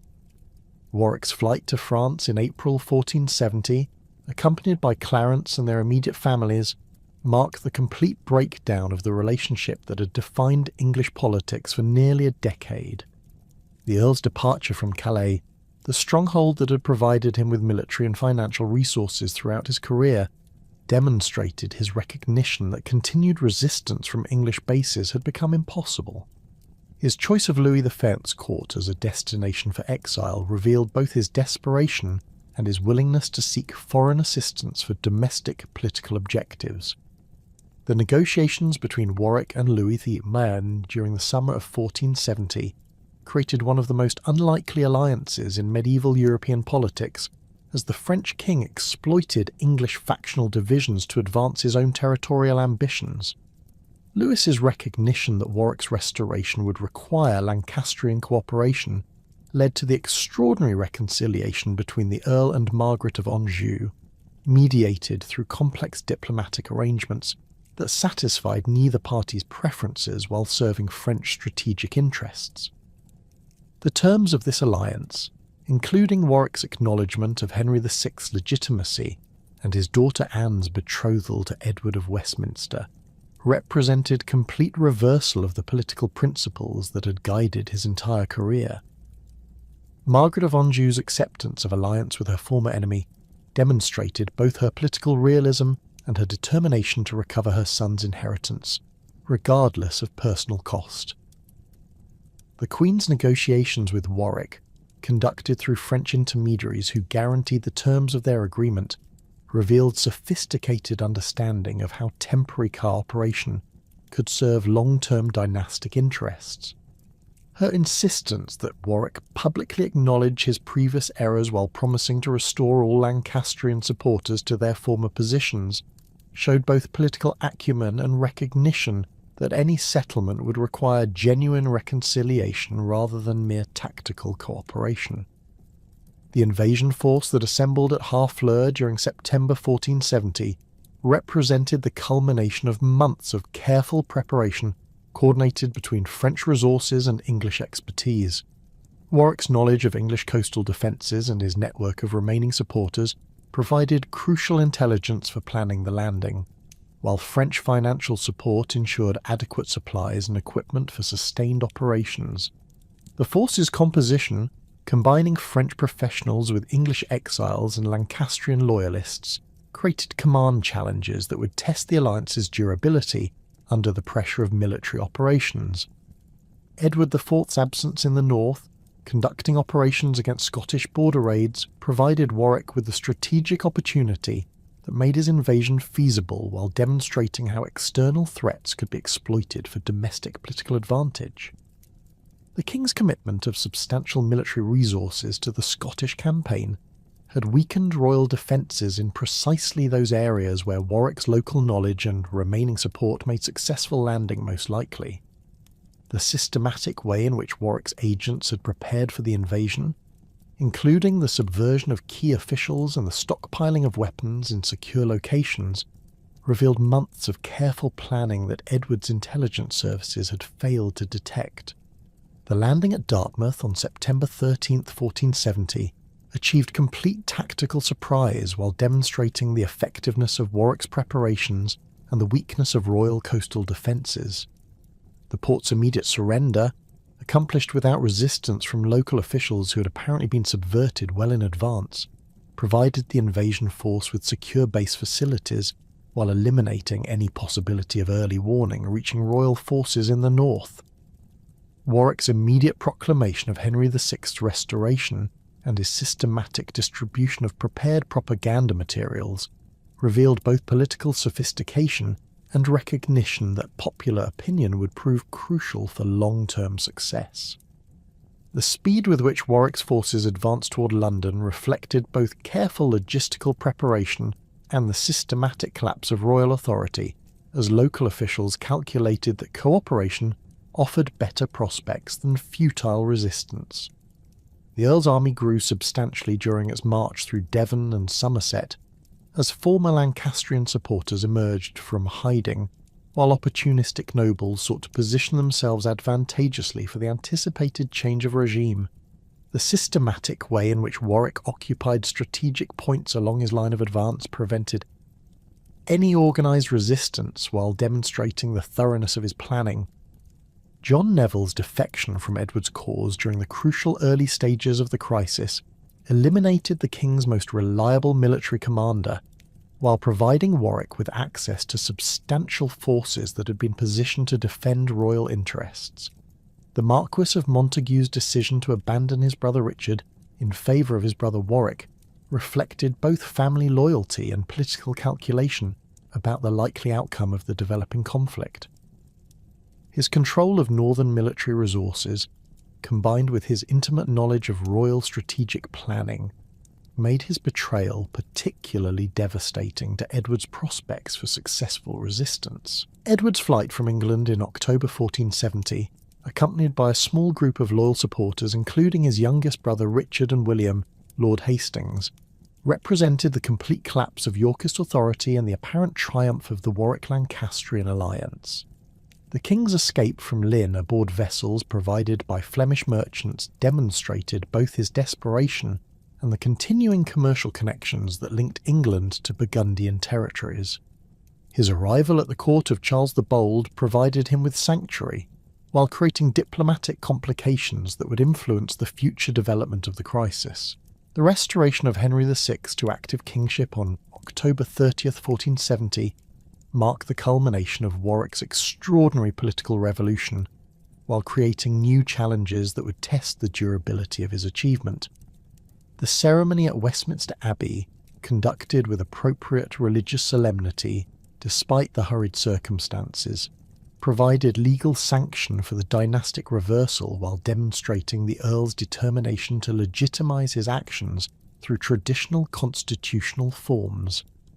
Henry's apparent bewilderment at his restoration, after 6 years of captivity and intermittent mental incapacity, raised immediate questions about his fitness for the demanding responsibilities that effective kingship required. The administrative challenges that confronted the restored Lancastrian government revealed both the complexity of medieval royal administration and the difficulties inherent in reversing nearly a decade of Yorkist policy. Warwick's attempts to integrate former enemies into governmental structures while simultaneously rewarding those who had supported the restoration created competing pressures that proved difficult to reconcile through traditional patronage mechanisms. The systematic reversal of Yorkist land grants and the restoration of Lancastrian supporters to their former estates generated legal complications that would require years to resolve while creating immediate tensions between competing claimants. The international implications of Henry VI's restoration created diplomatic opportunities that Warwick exploited to strengthen his domestic position while advancing broader strategic objectives. The renewal of traditional French alliance, formalised through treaties that Louis the Froward had been negotiating throughout the summer, provided the restored regime with crucial external support while threatening English commercial interests that depended on Burgundian cooperation. The systematic coordination between French and English diplomatic initiatives demonstrated the extent to which domestic political change had been integrated into broader European power struggles. Charles the Bold's response to Edward IV's exile revealed both his personal loyalty to his brother-in-law and his recognition that Warwick's success threatened Burgundian strategic interests throughout northwestern Europe. The Duke's provision of financial support and military advisors for Edward's eventual restoration attempt demonstrated sophisticated understanding of how English factional conflicts could be manipulated to advance Burgundian territorial ambitions. His coordination with other opponents of French expansion, particularly the Holy Roman Emperor and various Italian states, created a broader coalition that would prove crucial for Edward's ultimate success. The military preparations that both sides undertook during the winter of 1470 to 1471 reflected their recognition that the political settlement achieved through Warwick's coup would ultimately require validation through armed conflict. The restored Lancastrian government's efforts to secure key fortifications while recruiting additional forces revealed both the fragility of their position and their determination to prevent any Yorkist restoration. The systematic placement of reliable commanders in crucial strongholds demonstrated Warwick's understanding that military control would prove more decisive than popular support in determining the ultimate success of Henry VI's restoration. However, the Earl's efforts to consolidate his position faced immediate challenges from the inherent contradictions within the Lancastrian-Neville alliance and the persistent loyalty that many nobles maintained toward Edward IV despite his apparent defeat. The restored government's attempts to reconcile competing claims to estates and offices created administrative chaos that undermined effective governance, while providing opportunities for Yorkist agents to exploit divisions within the ruling coalition. Edward IV's preparations for his return from Burgundian exile during the early months of 1471 benefited enormously from Charles the Bold's systematic support and the intelligence networks that Yorkist sympathisers had maintained throughout England despite Warwick's purges. The Duke's provision of ships, artillery and professional soldiers transformed what might have been a desperate gamble into a carefully planned military operation with realistic prospects for success. The coordination between Burgundian diplomatic initiatives and Edward's invasion planning demonstrated sophisticated understanding of how external pressure could complement internal subversion to destabilise the restored Lancastrian regime. The invasion force that departed from Vlissingen on March 11th, 1471, represented a remarkable concentration of military expertise and political determination that reflected both Edward's personal growth as a commander and the international support that his cause had attracted. The fleet of 36 vessels carried approximately 1,500 men, including Flemish handgunners, German artillery specialists, and English exiles whose knowledge of local conditions would prove crucial during the landing phase. Edward's decision to risk everything on this single throw of the dice demonstrated both desperation and confidence that his support within England remained sufficient to sustain a restoration attempt. The landing at Ravensbourg on March 14, 1471, deliberately echoed Henry Bolingbroke's return from exile in 1399, providing symbolic continuity with the last successful overthrow of an English monarch, while suggesting that divine providence favoured legitimate claimants over usurpers. Edward's initial proclamation that he sought only the restoration of his Duchy of York rather than the crown itself provided legal cover for those who wished to support him without immediately committing treason against Henry VI.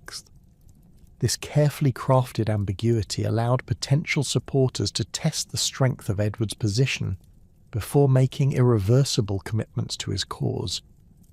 The response that Edward's landing generated throughout Yorkshire revealed the complex interplay between personal loyalty, local interests, and national politics that characterised provincial reactions to dynastic change.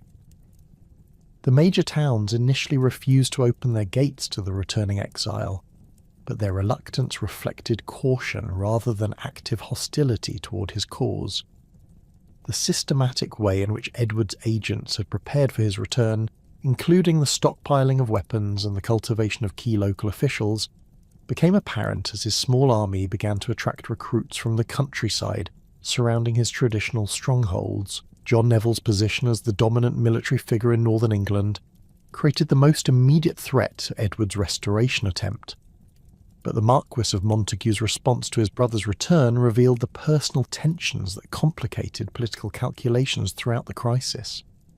Neville's substantial army, positioned at Pontefract to block Edward's advance southward, possessed sufficient strength to crush the invasion force before it could gather momentum, yet his failure to attack immediately suggested either strategic miscalculation or reluctance to engage in fraternal combat. The complex negotiations that occurred between the two forces during their confrontation near Tadcaster demonstrated how family relationships could override political commitments even in the midst of civil war. Edward's march southward through the Midlands during late March 1471 transformed his desperate invasion into an increasingly credible restoration attempt as local support materialised and Lancastrian resistance failed to coalesce effectively. His entry into Nottingham on March 23rd provided symbolic significance, while demonstrating that royal authority in the provinces remained fragile despite Warwick's apparent control of central government. The systematic way in which Yorkist supporters emerged from hiding as Edward's army passed through their localities revealed both the persistence of dynastic loyalty and the inadequacy of Warwick's efforts to eliminate potential sources of opposition. The junction with William, Lord Hastings, and his substantial force of retainers near Leicester provided Edward with the military reinforcement necessary to challenge Warwick's position, while demonstrating the effectiveness of the networks that Yorkist agents had maintained throughout the period of exile. Hastings's loyalty during Edward's darkest hour, combined with his organisational abilities and his extensive connections throughout the Midlands, made his support particularly valuable for both its immediate military implications and its broader political significance. The systematic recruitment of additional forces that followed this reunion revealed how quickly momentum could shift when local magnates calculated that supporting the returning king offered better prospects than continued allegiance to an unstable regime. Warwick's strategic position during the final weeks of March 1471 appeared strong enough to contain Edward's challenge, but the Earl's failure to coordinate effectively with other Lancastrian commanders revealed the fundamental weaknesses that had plagued the restored government from its inception. His army at Coventry numbered approximately 7,000 men, including experienced soldiers who had served throughout the civil wars, yet his reluctance to give battle when Edward appeared before the city walls suggested either tactical caution or recognition that his political support remained fragile. The complex manoeuvring that characterised this phase of the campaign demonstrated how military considerations had become subordinated to broader questions about the sustainability of competing political settlements. The arrival of George, Duke of Clarence, with his substantial retinue at Banbury on April 3rd, 1471, represented the most dramatic reversal of allegiances during the entire campaign and effectively sealed Warwick's fate by eliminating his most important ally while providing Edward with crucial military reinforcement. Clarence's decision to abandon his father-in-law reflected both personal calculation about the likely outcome of the developing conflict and genuine recognition that his long-term interest lay with his brother, rather than with the increasingly desperate Lancastrian cause. The public reconciliation between the royal brothers, conducted with appropriate ceremony to emphasise dynastic unity, provided powerful propaganda that undermined Warwick's claims to represent legitimate authority. The strategic implications of Clarence's defection extended far beyond the immediate military advantages that his forces provided to Edward's cause, fundamentally altering the political dynamics that had sustained Warwick's rebellion and the Lancastrian restoration. The Duke's intimate knowledge of Warwick's plans and dispositions provided Edward with intelligence that proved crucial in the final stages of the campaign, while his defection demonstrated to uncommitted observers that the Earl's cause had lost momentum. The systematic way in which other nobles began to calculate their positions following Clarence's example revealed how quickly political coalitions could disintegrate when their fundamental assumptions were challenged by changing circumstances. Edward's triumphant entry into London on April 11, 1471, marked the effective restoration of Yorkist authority throughout southern England, while providing access to the financial resources and symbolic legitimacy necessary for the final confrontation with Warwick's forces. The city's enthusiastic reception of the returning king contrasted sharply with the cautious neutrality that had characterised its response to the Lancastrian restoration, demonstrating how commercial interests had calculated that Yorkist rule offered better prospects for trade and prosperity. The systematic occupation of key governmental buildings and the restoration of Edward's supporters to their former positions revealed both careful planning and recognition that administrative continuity would prove crucial for long-term stability. Henry VI's recapture during Edward's occupation of London eliminated the legal fiction that had sustained Warwick's authority, while providing the restored Yorkist regime with the ultimate symbol of legitimacy. The former king's apparent relief at his change of circumstances, whether genuine or performed for political effect, suggested that his brief restoration had been as much an ordeal as his previous captivity. The systematic reversal of Lancastrian appointments and the restoration of Yorkist administrative structures demonstrated Edward's determination to eliminate any lingering sources of opposition, while rewarding those who had remained loyal during his exile. The Battle of Barnet on April 14, 1471, occurred under meteorological conditions that would prove decisive in determining both the tactical development of the engagement and its ultimate outcome. The thick fog that shrouded the battlefield from dawn until mid-morning reduced visibility to a few yards, while creating opportunities for the kind of tactical confusion that could transform apparent advantages into devastating defeats. Edward's army, numbering approximately 9,000 men, faced Warwick's force of similar size in conditions that made coordinated manoeuvre virtually impossible, while placing premium on individual unit cohesion and the personal leadership qualities of senior commanders. The preliminary deployment of both armies revealed sophisticated tactical planning that took account of the limited visibility, while positioning forces to exploit anticipated enemy movements. Edward's decision to place his most reliable troops under his personal command in the centre of his battle line reflected both military prudence and recognition that his presence would prove crucial for maintaining morale during what promised to be a closely contested engagement. Warwick's corresponding arrangement, with his brother John Neville commanding the left wing while he retained personal control of the centre, demonstrated similar understanding of how leadership visibility could influence the outcome of battles fought in such challenging conditions. The opening phases of the battle demonstrated how fog could create tactical opportunities for aggressive commanders, while simultaneously generating the kind of confusion that could rapidly spiral beyond any leader's ability to control.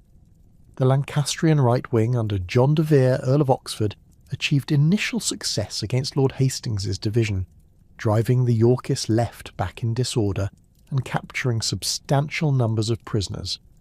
However, Oxford's pursuit of his advantage carried his men too far from the main battle line, creating gaps in the Lancastrian position that Edward's forces would eventually exploit, while simultaneously removing Oxford's troops from the decisive phase of the engagement. The tactical confusion that developed as Oxford's men attempted to rejoin the main battle demonstrated how meteorological conditions could transform military advantages into catastrophic disadvantages through simple misidentification of friendly forces. The Earl's troops, returning from their successful pursuit with captured Yorkist banners, were mistaken for enemy reinforcements by their own comrades, who opened fire with crossbows and handguns before the error could be corrected. This fratricidal exchange not only caused substantial casualties among some of the Warwick's best troops, but also created panic throughout the Lancastrian army, as rumours spread that they had been betrayed by their own commanders. John Neville's death during the confused fighting that followed this breakdown of Lancastrian coordination eliminated Warwick's most experienced subordinate, while demonstrating the personal costs that characterised aristocratic participation in civil warfare. The Marquis of Montague's fall, struck down by multiple wounds while attempting to rally his demoralised men, ended a military career that had spanned more than a decade of almost continuous conflict. His loss deprived Warwick of both tactical expertise and emotional support at the moment when both would prove most crucial for salvaging anything from the developing disaster.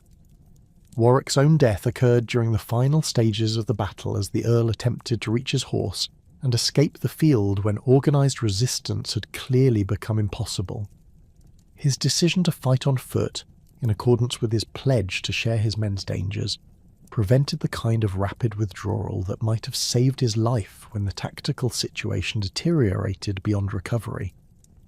The systematic pursuit by Yorkist forces, determined to eliminate the man who had twice challenged royal authority, ensured that no quarter would be offered to the Earl, whose political ambitions had precipitated years of civil conflict. The immediate aftermath of Barnet saw Edward's forces systematically hunting down surviving Lancastrian commanders while securing control of the battlefield and its valuable contents. The king's orders to spare common soldiers while pursuing nobles reflected both practical military considerations and the personal nature of the conflict that had brought England back to civil war. The recovery of Warwick's body, found among the heaps of slain near the centre of the battlefield, provided tangible proof of the Earl's death while eliminating any possibility that rumours of his survival might sustain continued resistance to Yorkist authority. Margaret of Anjou's landing at Weymouth on the same day that Warwick died at Barnet created an extraordinary coincidence that demonstrated both the former Queen's determination to continue the struggle and the inadequacy of her intelligence about the military situation in England. Her small army, numbering perhaps 4,000 men including French professionals and Lancastrian exiles, represented the final hope for Henry VI's dynasty, while simultaneously highlighting the isolation that years of defeat had imposed on the Lancastrian cause. The systematic coordination between her landing and Warwick's campaign, planned months in advance but disrupted by the rapid pace of military events, revealed both the complexity of late medieval logistics and the fragility of political coalitions that depended on precise timing. Edward's immediate response to news of Margaret's arrival demonstrated both his military competence and his recognition that decisive action would be necessary to prevent the consolidation of renewed Lancastrian resistance in the west. The king's forced march from London toward the Severn Valley, covering more than 100 miles in less than 2 weeks, revealed both the physical endurance of his troops and the organisational efficiency that characterised Yorkist military operations. His systematic recruitment of additional forces during this advance, particularly from the Welsh marches where Yorkist influence remained strong, provided him with numerical superiority while demonstrating the breadth of support that his restoration had attracted. The strategic situation that developed as both armies converged on the 7 crossing points created tactical challenges that would determine not only the immediate military outcome, but the future of the Lancastrian dynasty itself. Margaret's attempt to cross the river and join with Jasper Tudor's forces in Wales represented her recognition that prolonged resistance would require secure bases beyond Edward's immediate reach. The systematic way in which Yorkist forces occupied potential crossing points revealed both careful intelligence work and understanding of how geographical constraints could be exploited to force decisive engagements under favourable conditions. The Battle of Tewkesbury on May 4th, 1471, occurred on terrain that provided significant advantages to Edward's army, while demonstrating how tactical competence could overcome numerical equality when combined with superior morale and leadership. The battlefield's position between the river Swilgate and broken ground, studded with hedges and ditches, created natural obstacles that channeled Lancastrian attacks while providing Yorkist defenders with prepared positions from which to repel assault. Edward's deployment of his forces, with strong reserves positioned to exploit any breakthrough opportunities, revealed both personal military development and the institutional learning that characterised Yorkist tactical doctrine. The opening phase of the battle demonstrated how artillery had begun to influence late medieval warfare, as Edward's Burgundian gunners provided covering fire that disrupted Lancastrian formations before they could close with Yorkist infantry. The systematic coordination between different weapon systems, including longbows, crossbows and early firearms, revealed tactical sophistication that exceeded anything achieved during earlier engagements of the civil wars. The psychological impact of these weapons, combined with their practical effectiveness at medium range, created moral advantages that proved as important as their physical damage in determining the battle's outcome. Edmund Beaufort, Duke of Somerset, led the decisive Lancastrian assault with characteristic personal courage but inadequate tactical support, as the broken terrain prevented effective coordination between different contingents of Margaret's army. His charge against Edward's centre achieved initial penetration of the Yorkist line, but lacked the sustained pressure necessary to exploit temporary advantages against prepared defenders. The systematic counterattack that Edward personally led not only restored his original position, but created opportunities for the kind of aggressive pursuit that had characterised his most successful military operations throughout his career. The death of Edward of Westminster during the confused fighting that followed the collapse of organised Lancastrian resistance eliminated the last direct male heir of the Lancastrian dynasty, while providing Edward IV with the ultimate vindication of his restoration. The young prince's fall, whether during the battle itself or in its immediate aftermath, ended nearly 2 decades of civil conflict by removing the final, alternative focus for dynastic loyalty.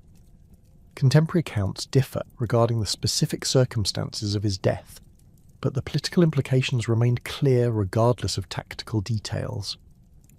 Margaret of Anjou's capture following her army's defeat provided Edward with both a valuable prisoner and a powerful symbol of Yorkist triumph over the dynasty that had challenged their authority for more than a decade. The former queen's dignified acceptance of her fate, maintained throughout her subsequent captivity, demonstrated both personal courage and recognition that further resistance had become impossible. Her systematic exclusion from any meaningful political role following Tewkesbury eliminated the final source of Lancastrian leadership while ensuring that no alternative focus for opposition to Yorkist rule could develop. The systematic execution of captured Lancastrian nobles following Tewkesbury demonstrated Edward's determination to eliminate potential sources of future resistance, while simultaneously revealing the increasingly ruthless character that civil warfare had imposed on English political culture.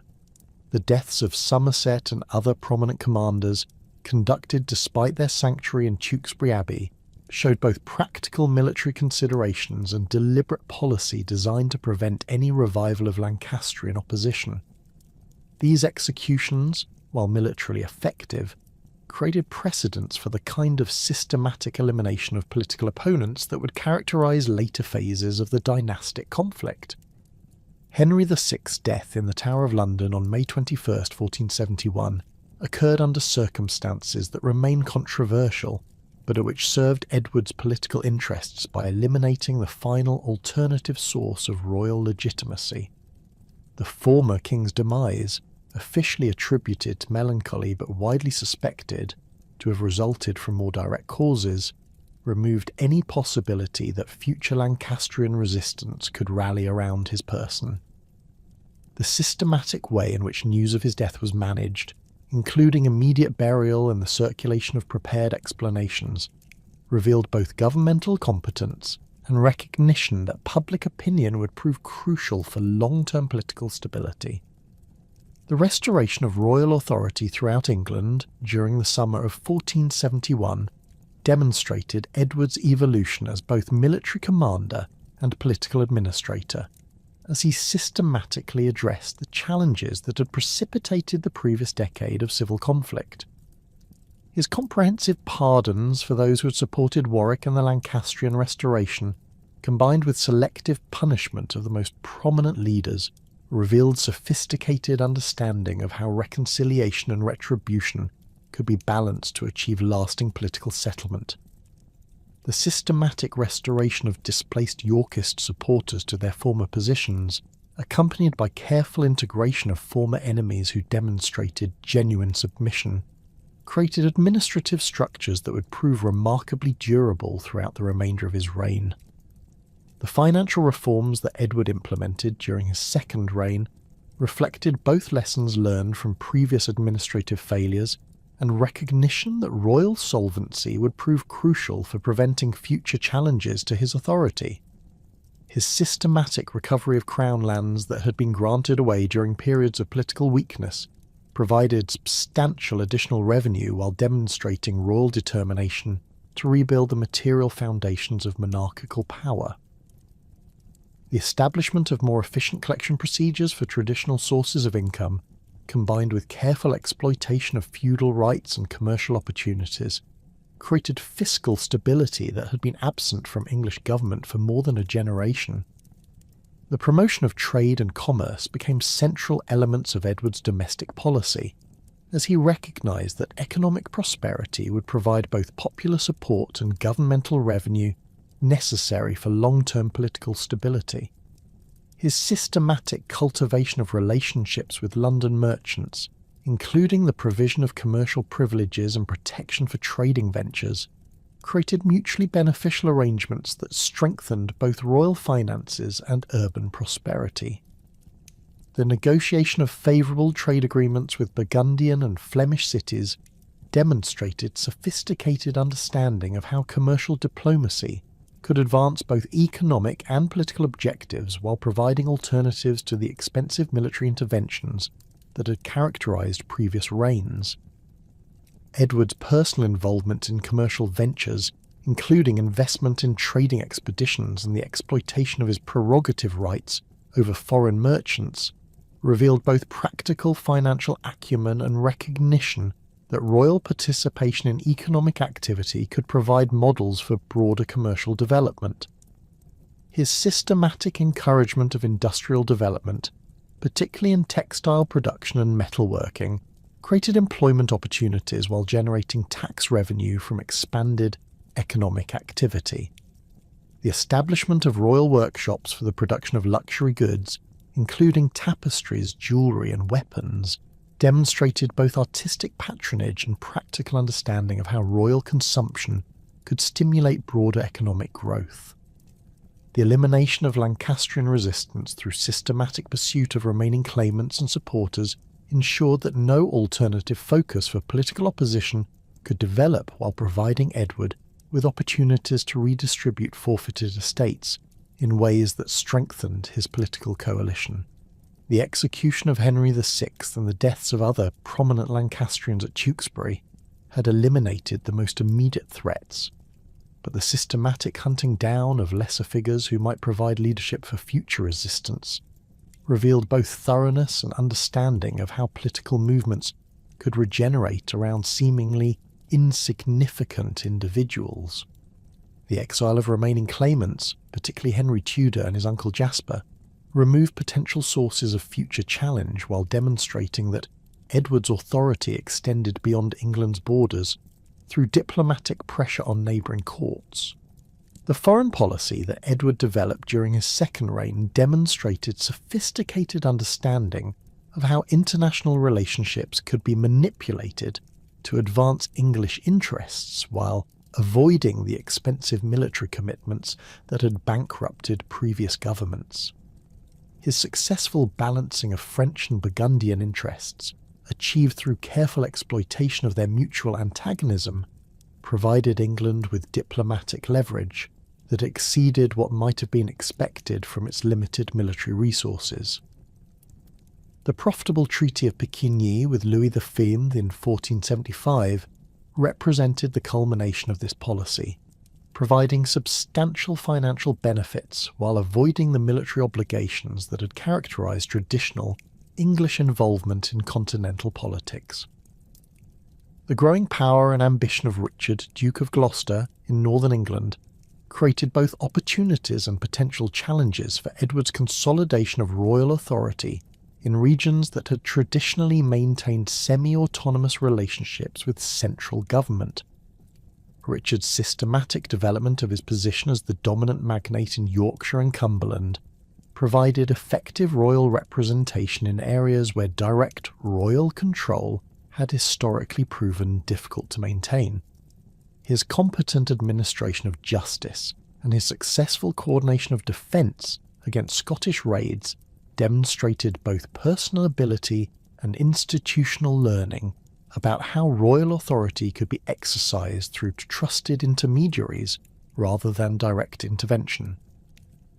Richard's role in Scottish border warfare revealed both his military competence and his understanding of how regional security concerns could be addressed through systematic application of limited resources rather than expensive major campaigns.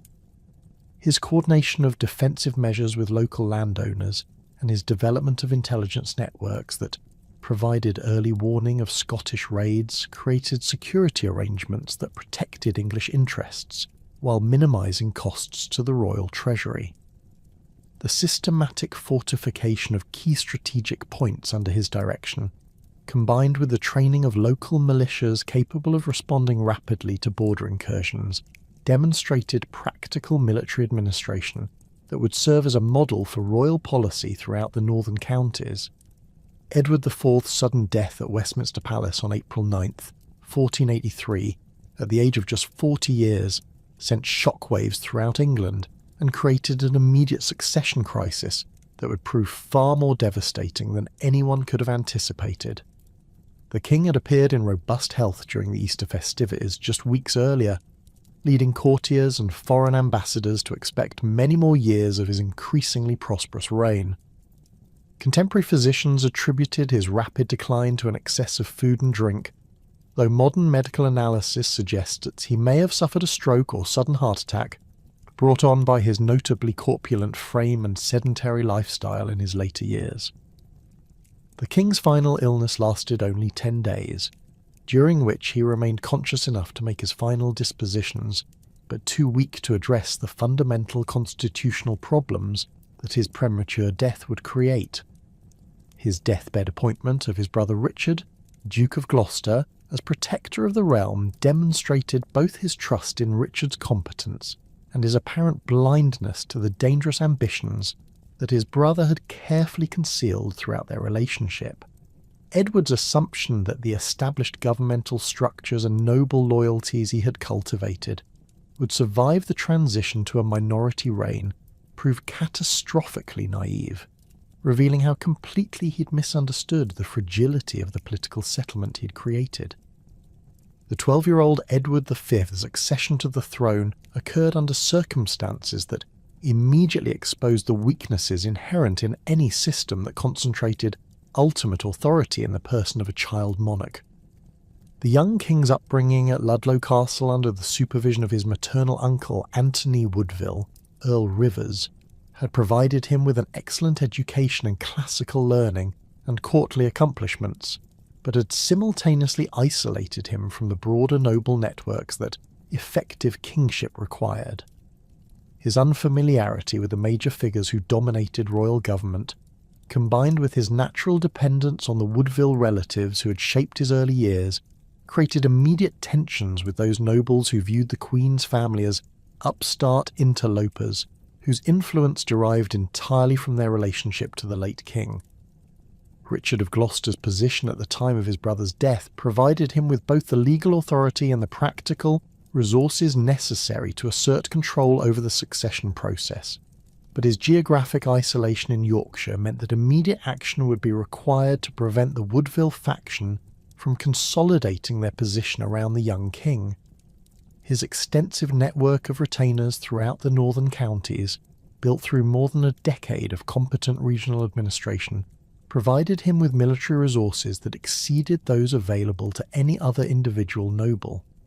His reputation for administrative efficiency and personal integrity, earned through his successful governance of the Scottish borderlands, gave him moral authority that would prove crucial in legitimising the dramatic actions he was about to undertake.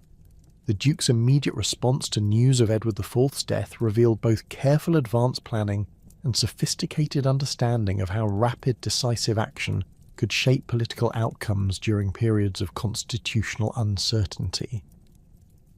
His summons to his most trusted retainers, issued within hours of receiving confirmation of the king's demise, brought together a formidable military force whose loyalty to Richard personally exceeded any abstract commitment to constitutional principles. The systematic way in which he secured control of key strategic points throughout Yorkshire, while simultaneously coordinating with his allies in other regions, demonstrated organisational capabilities that his enemies had consistently underestimated. The Woodville family's position during the immediate aftermath of Edward IV's death appeared strong enough to ensure their continued dominance throughout the anticipated minority reign, but their failure to recognise the extent of noble resentment against their influence proved a fatal miscalculation. Anthony Woodville's control over the young king's person, combined with his brother, Edward Woodville's command of the Royal Navy, provided them with both symbolic legitimacy and practical military resources. However, the concentration of power in their own hands, rather than seeking broader aristocratic cooperation, created opportunities for opponents to present themselves as defenders of traditional noble rights against upstart usurpation. Queen Elizabeth Woodville's frantic efforts to secure additional military support for her family's position revealed both her political acumen and her recognition that their influence depended entirely on maintaining control over her son's person and policies. Her attempts to mobilise the resources of those nobles who had benefited from Woodville patronage during Edward IV's reign demonstrated sophisticated understanding of how personal obligation could be transformed into political alliance. However, the lukewarm response these appeals generated among even their supposed supporters indicated how shallow the foundations of Woodville power had actually been, depending more on royal favour than on independent sources of strength. The crucial meeting between Richard and his ally Henry Stafford, Duke of Buckingham, at Northampton on April 29, 1483, established the alliance that would prove decisive in the coming struggle for control of royal government.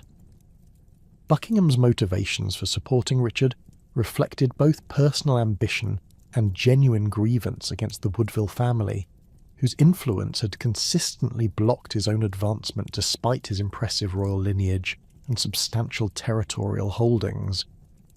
His descent from Edward III through multiple lines gave him hereditary claims that exceeded those of most other nobles, while his vast estates in Wales and the Welsh Marches provided him with military resources that would prove crucial for Richard's success. The systematic coordination between Richard and Buckingham during their advance toward London demonstrated both careful planning and recognition that their success would depend on eliminating Woodville resistance before it could organise effectively. Their interception of Anthony Woodville and the young king at Stony Stratford on April 30th achieved complete tactical surprise, while providing legal justification for their subsequent actions through claims that they were protecting royal authority from those who sought to manipulate it for personal advantage. The arrest of Rivers, along with Richard Grey and Thomas Vaughan, eliminated the most competent Woodville military commanders while simultaneously demonstrating Richard's determination to brook no opposition to his authority as protector. Edward V's apparent bewilderment at these dramatic developments reflected both his youth and his complete dependence on advisers whose loyalty he had never had reason to question. The young king's protests against the arrest of his maternal relatives revealed both personal affection and political naivety, as he failed to understand the broader constitutional implications of the struggle that was developing around his person. His subsequent docile acceptance of Richard's explanations about the necessity of these measures demonstrated either remarkable maturity or complete helplessness in the face of circumstances beyond his comprehension or control.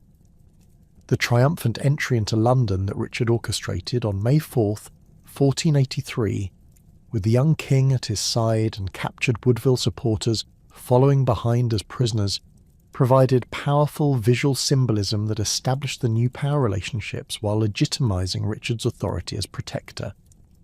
The careful choreography of this procession, with Richard displaying appropriate deference to his nephew while simultaneously demonstrating his own authority over potential opponents, revealed sophisticated understanding of how public ceremonies could influence political opinion.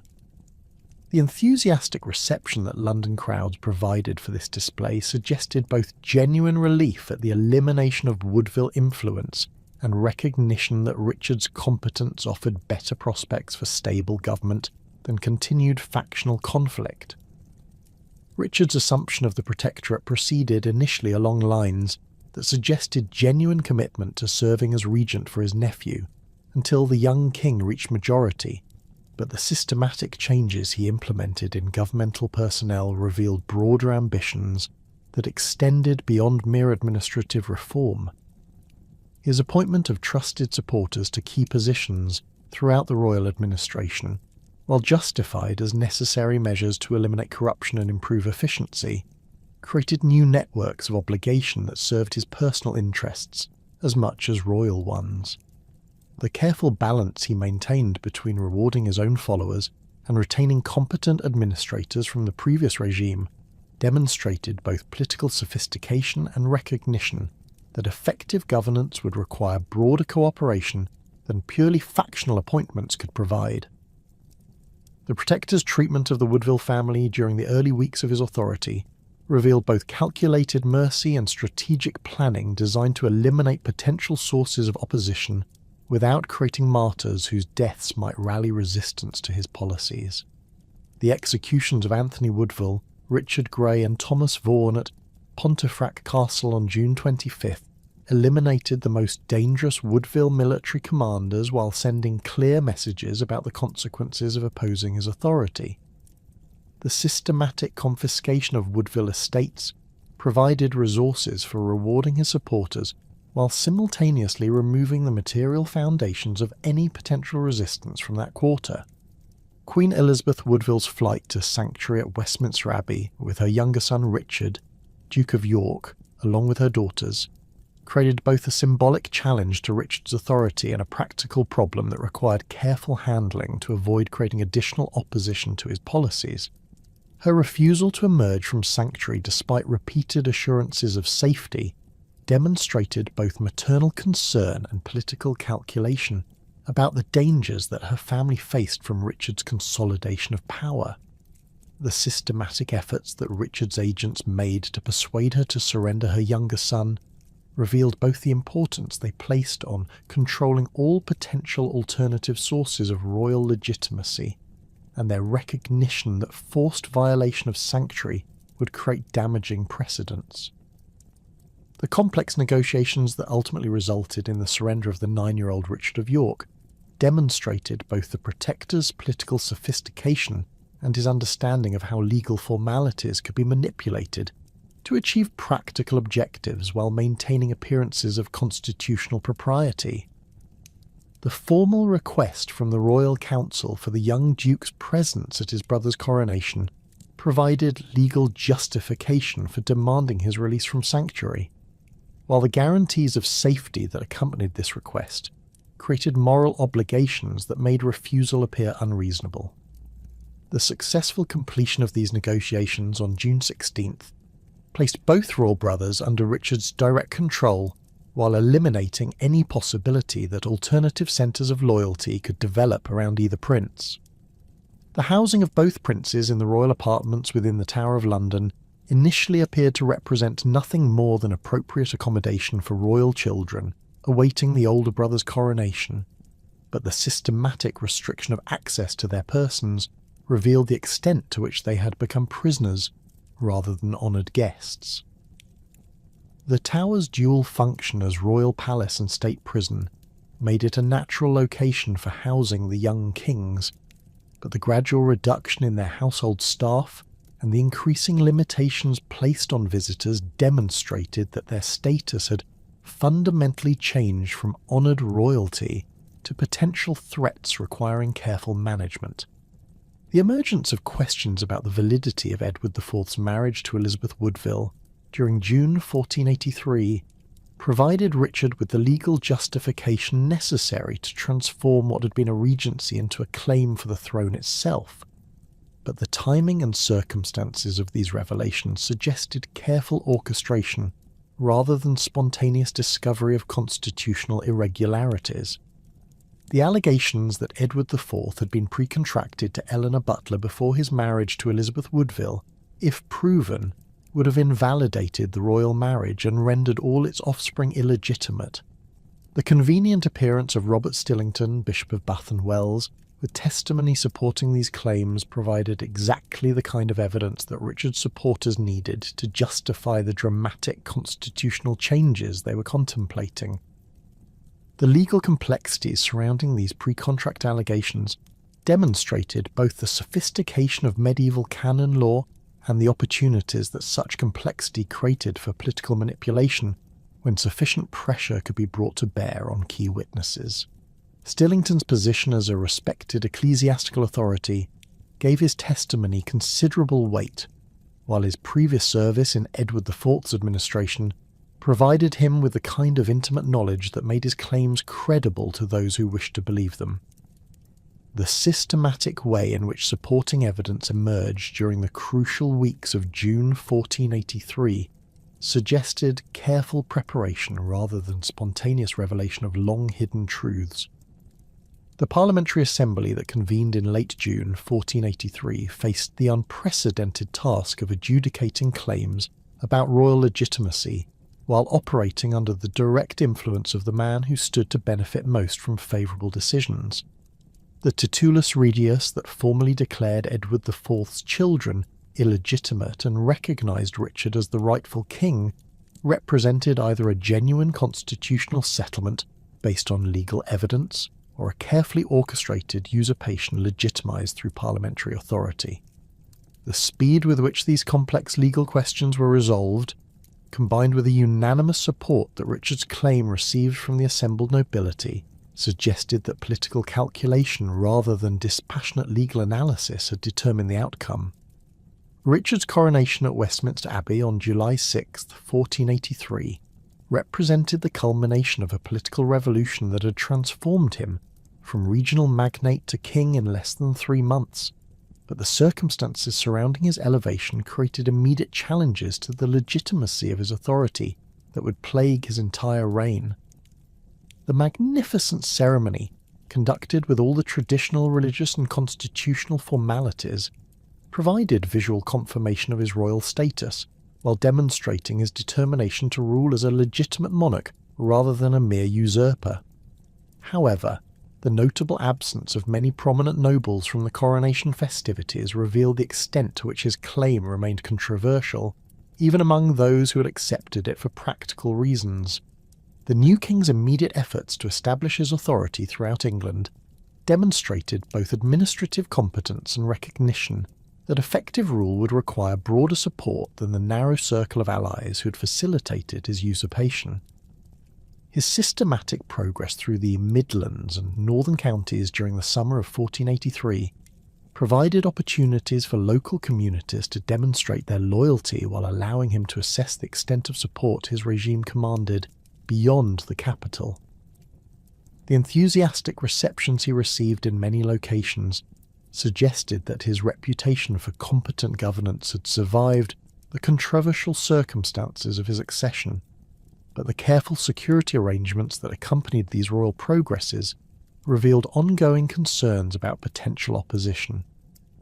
The disappearance of the princes in the Tower during the late summer of 1483 created the most enduring mystery of Richard's reign while simultaneously eliminating the most obvious alternative sources of royal legitimacy that might have rallied opposition to his rule.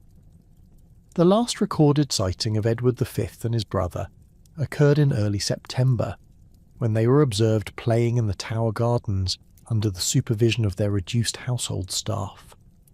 The systematic reduction in their public appearances during the preceding weeks had already generated speculation about their welfare, but their complete disappearance from public view created rumours and suspicions that would prove far more damaging to Richard's reputation than any direct challenge to his authority.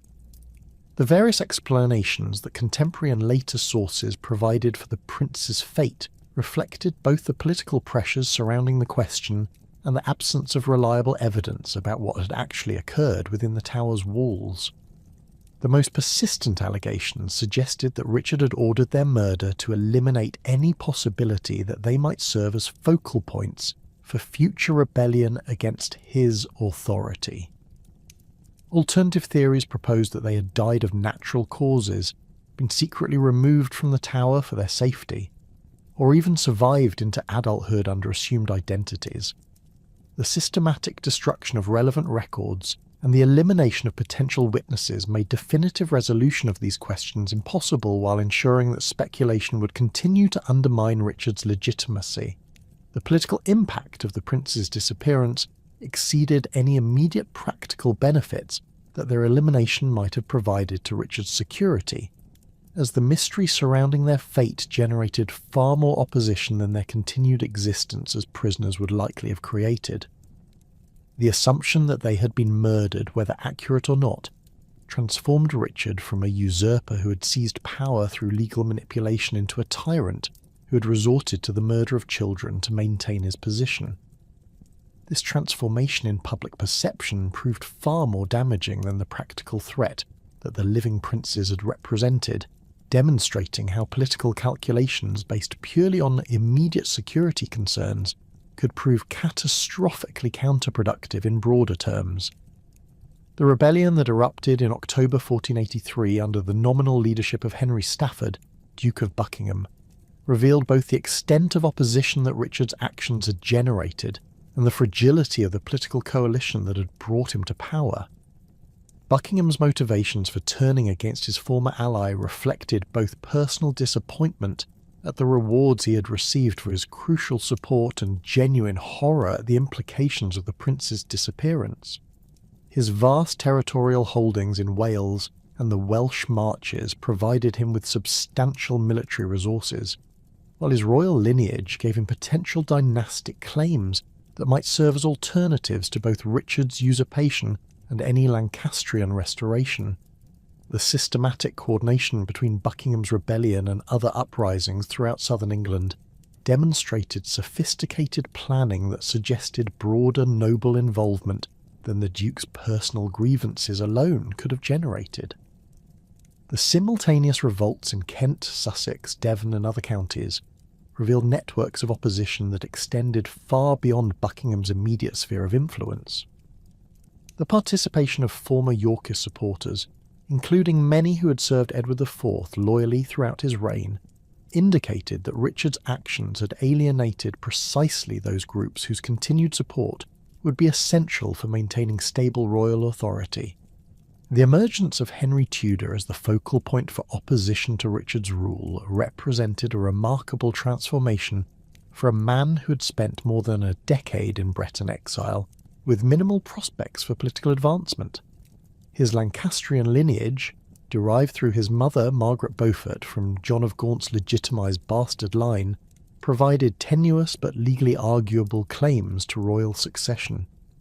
More importantly, his position outside England's factional conflicts allowed him to serve as a neutral alternative around whom various opposition groups could unite without requiring them to subordinate themselves to rivals from competing noble families. Margaret Beaufort's role in coordinating opposition to Richard III demonstrated both remarkable political acumen and the extent to which determined individuals could influence major political developments despite apparent powerlessness. Her marriage to Thomas Stanley, one of Richard's most important supporters, provided her with access to court intelligence, while simultaneously creating opportunities for subverting royal policies from within the governmental structure itself. The systematic way in which she maintained communications with her son in Brittany while simultaneously cultivating relationships with potential supporters throughout England revealed organisational abilities that exceeded those of most contemporary male politicians. The financial and logistical support that Henry Tudor received from the Breton court reflected both genuine sympathy for his cause and calculated exploitation of English factional divisions to advance broader strategic objectives. Duke Francis II's provision of ships, soldiers, and supplies for Tudor's invasion attempts represented substantial investment in what appeared to be a desperate enterprise with minimal prospects for success. However, the Duke's recognition that any disruption of the English political stability would benefit Breton independence efforts made such support strategically rational, regardless of Tudor's ultimate chances for success. The failure of Buckingham's rebellion in November 1483 demonstrated both the continuing effectiveness of Richard's military organisation and the extent to which premature action could destroy potentially successful opposition movements. The Duke's execution at Salisbury on November 2nd eliminated the most prominent noble opponent of Richard's rule, while simultaneously demonstrating the king's determination to crush resistance, regardless of the personal relationships that had previously existed between him and his enemies. The systematic pursuit of other rebel leaders throughout the winter of 1483 to 1484 revealed both administrative competence and recognition that incomplete suppression of opposition would only encourage future resistance.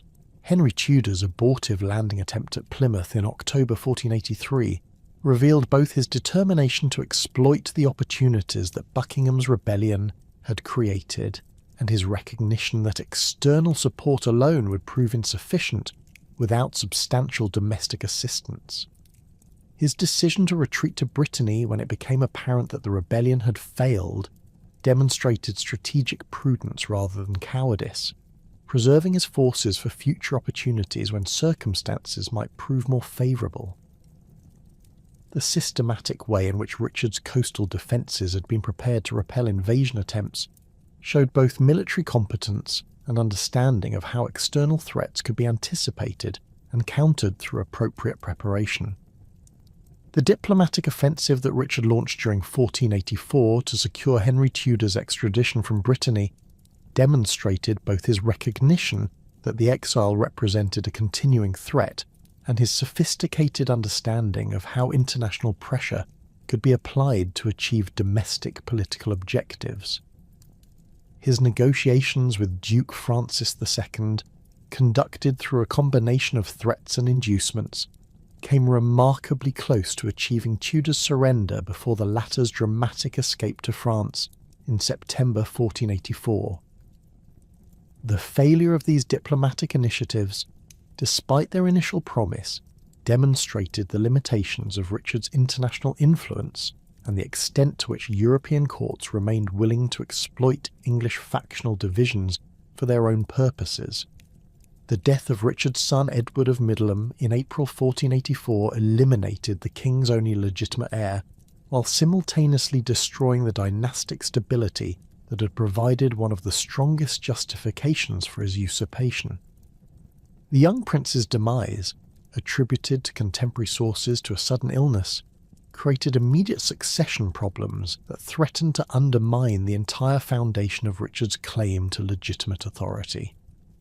The systematic efforts that Richard made to designate his nephew John de la Pole, Earl of Lincoln, as his heir, revealed both his recognition of the problem and his inability to solve it satisfactorily through any arrangement that would command broad acceptance. Queen Anne Neville's declining health during 1484 created additional dynastic complications, as her potential death would eliminate any possibility of producing additional legitimate heirs, while simultaneously creating opportunities for Richard to seek a new marriage alliance that might strengthen his political position. The rumours that circulated about his possible marriage to his niece Elizabeth of York, Edward IV's eldest daughter, revealed both the desperate nature of his dynastic situation and the extent to which political calculation had begun to override normal considerations of propriety and canon law. The public denial that Richard felt compelled to issue regarding these marriage rumours demonstrated how completely his political position had deteriorated when such allegations could gain credible circulation. The financial pressures that Richard's regime faced during 1484 reflected both the costs of maintaining security against continuing opposition and the economic disruption that political instability had created throughout the kingdom. His attempts to secure additional revenue through parliamentary grants met resistance from representatives who questioned both the necessity of increased taxation and the legitimacy of the authority requesting it. The systematic alienation of royal lands to reward supporters, while politically necessary for maintaining their loyalty, reduced long-term royal income while creating precedents that would prove difficult to reverse should circumstances change. Henry Tudor's patient cultivation of support throughout Europe during 1484 demonstrated both strategic sophistication and recognition that successful invasion would require substantial external assistance, combined with domestic support from those who had become alienated from Richard's rule. His negotiations with Charles VIII of France resulted in promises of military and financial support that transformed his exile court from a desperate refuge into a potentially viable alternative government. The systematic recruitment of English exiles and foreign mercenaries created a military force capable of mounting serious invasion attempts while providing the organisational structure necessary for governing England should such attempts prove successful. The intelligence networks that both Richard and Henry Tudor maintained during this period revealed the extent to which late medieval politics had become dependent on systematic information gathering and the manipulation of public opinion through carefully orchestrated propaganda campaigns. Richard's agents throughout Europe provided regular reports on Tudor's activities and intentions, while Tudor's supporters within England supplied crucial information about royal military preparations and political developments. The systematic way in which both sides attempted to influence public opinion through the circulation of favourable narratives demonstrated sophisticated understanding of how political legitimacy depended as much on perception as on constitutional or military realities. Henry Tudor's final preparations for invasion during the spring and summer of 1485 benefited enormously from the deteriorating political situation within England itself, as Richard's increasingly desperate attempts to maintain authority had alienated many of those whose support would prove crucial in any military confrontation. The French court's decision to provide substantial military and financial assistance reflected both genuine sympathy for Tudor's cause and calculated recognition that English political instability served broader French strategic interests in their ongoing conflicts with Burgundy and the Holy Roman Empire. Charles VIII's provision of approximately 2,000 professional soldiers, along with substantial quantities of artillery and other military equipment, transformed Tudor's expedition from a desperate gamble into a serious military enterprise with realistic prospects for success. The composition of Tudor's invasion force revealed the international character that English factional conflicts had assumed during the final phases of the Wars of the Roses. The corps of French professional soldiers provided military expertise and disciplined formations that would prove crucial during the coming campaign, while substantial numbers of English and Welsh exiles supplied local knowledge and connections that would facilitate recruitment once the invasion force had established itself on English soil. The inclusion of Scottish mercenaries and Breton volunteers demonstrated the extent to which European courts viewed English political divisions as opportunities to advance their own territorial and commercial objectives through relatively modest investments in military support. Tudor's choice of Wales as his invasion target reflected both practical strategic considerations and sophisticated understanding of how regional loyalties could be exploited to create the kind of popular support that would be necessary for long-term success. His Welsh ancestry, derived through his grandfather Owen Tudor's marriage to Catherine of Valois, provided him with genealogical connections that could be presented as evidence of his fitness to rule over populations that had suffered systematic exploitation under Yorkist administration. The systematic preparation that his agents had conducted throughout Wales during the preceding months, including the cultivation of relationships with prominent landowners and the stockpiling of weapons in secure locations, revealed careful planning that extended far beyond simple military considerations. The landing at Millbay near Dale on August 7, 1485, achieved complete tactical surprise while demonstrating both the inadequacy of Richard's coastal defences and the extent to which local populations had become alienated from royal authority. Tudor's small fleet of approximately 30 vessels encountered no resistance from royal naval forces, which had either been withdrawn to defend more strategically important locations or had simply failed to maintain effective patrols along the extensive Welsh coastline. The immediate surrender of Dale Castle, whose garrison opened their gates without resistance, provided the invasion force with secure base facilities while eliminating any possibility of early warning reaching Richard's forces in central England. Tudor's proclamation upon landing emphasised his determination to claim the crown through hereditary right, while simultaneously presenting his invasion as a liberation of England from tyrannical misrule rather than foreign conquest. His careful balance between asserting royal authority and appealing to popular grievances against Richard's administration demonstrated sophisticated understanding of how political messaging could influence the crucial early stages of his campaign. The systematic distribution of prepared propaganda materials, translated into Welsh for local consumption, revealed both organisational competence and recognition that popular opinion would prove as important as military success in determining the ultimate outcome of his enterprise. The response that Tudor's landing generated throughout Wales exceeded even his most optimistic expectations, as local populations demonstrated enthusiasm for his cause that reflected both genuine support for his political objectives and accumulated resentment against Richard's administrative policies. Rhys ap Thomas, the most powerful Welsh magnate, had initially promised Richard that Tudor would advance over his dead body, but his decision to join the invasion force with substantial numbers of armed retainers provided crucial military reinforcement while demonstrating the fragility of loyalties that Richard had assumed he could count upon. The systematic way in which other Welsh nobles declared for Tudor as his army advanced through Pembrokeshire and Carmarthenshire revealed both careful advance preparation and genuine popular support for dynastic change. Tudor's march through Wales during August 1485 transformed his small invasion force into a formidable army capable of challenging royal authority through the systematic recruitment of local supporters who viewed his cause as preferable to continued submission to Richard's increasingly unpopular rule. His route through Cardigan, Machynlleth, and Welshpool demonstrated both strategic acumen in avoiding heavily fortified royal strongholds and sophisticated understanding of how geographical advantages could be exploited to facilitate recruitment while minimising exposure to potential royal counterattacks.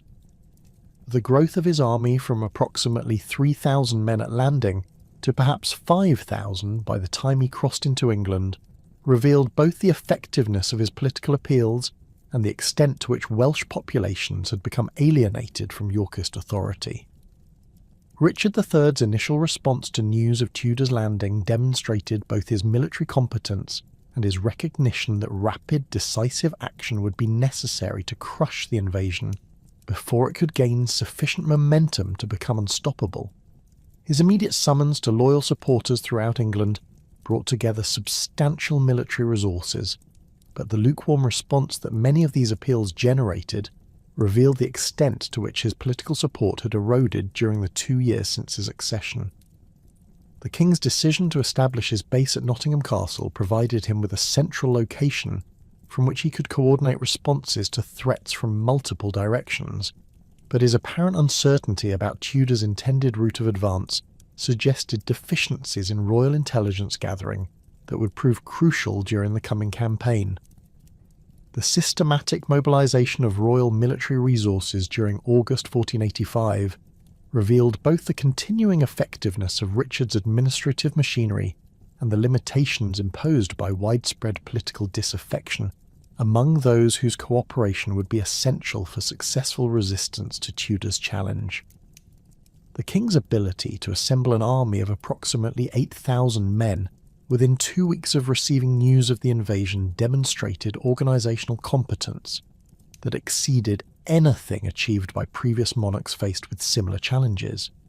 However, the questionable loyalty of many contingents within this royal army, particularly those commanded by nobles whose commitment to Richard's cause remained uncertain, created tactical vulnerabilities that would prove decisive during the coming confrontation. The crucial negotiations between Tudor's agents and Thomas Stanley, Lord Stanley, during the final weeks of August 1485 demonstrated the extent to which the campaign's outcome would depend on the decisions of uncommitted magnates whose support could prove decisive for either side. Stanley's position as one of England's most powerful nobles, combined with his marriage to Margaret Beaufort and his extensive territorial holdings throughout Lancashire and Cheshire, made his allegiance crucial for both contenders. His careful maintenance of apparent neutrality, while secretly coordinating with Tudor supporters, revealed sophisticated political calculation that prioritised family survival over abstract dynastic loyalty. The complex family relationships that connected the Stanleys to both Tudor and Richard created diplomatic challenges that required careful navigation to avoid precipitating premature confrontation while maintaining the flexibility necessary for ultimate success. Thomas Stanley's stepson relationship to Henry Tudor through his marriage to Margaret Beaufort provided natural incentives for supporting the invasion, but his younger brother William Stanley's position as Richard's chamberlain created competing obligations that complicated any straightforward alliance with Tudor's cause.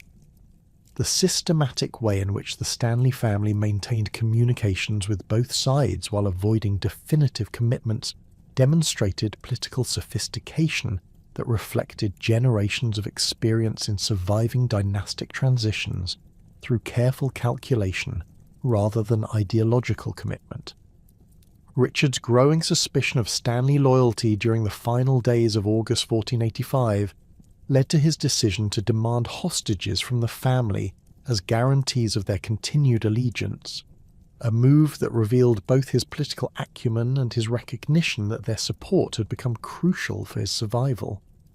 His detention of George Stanley, Thomas Stanley's eldest son, provided him with leverage over the family's future behaviour while simultaneously demonstrating his willingness to resort to coercive measures when persuasion proved insufficient. However, this heavy-handed approach to securing loyalty created resentment among nobles, who viewed such methods as evidence of tyrannical tendencies that justified resistance to royal authority.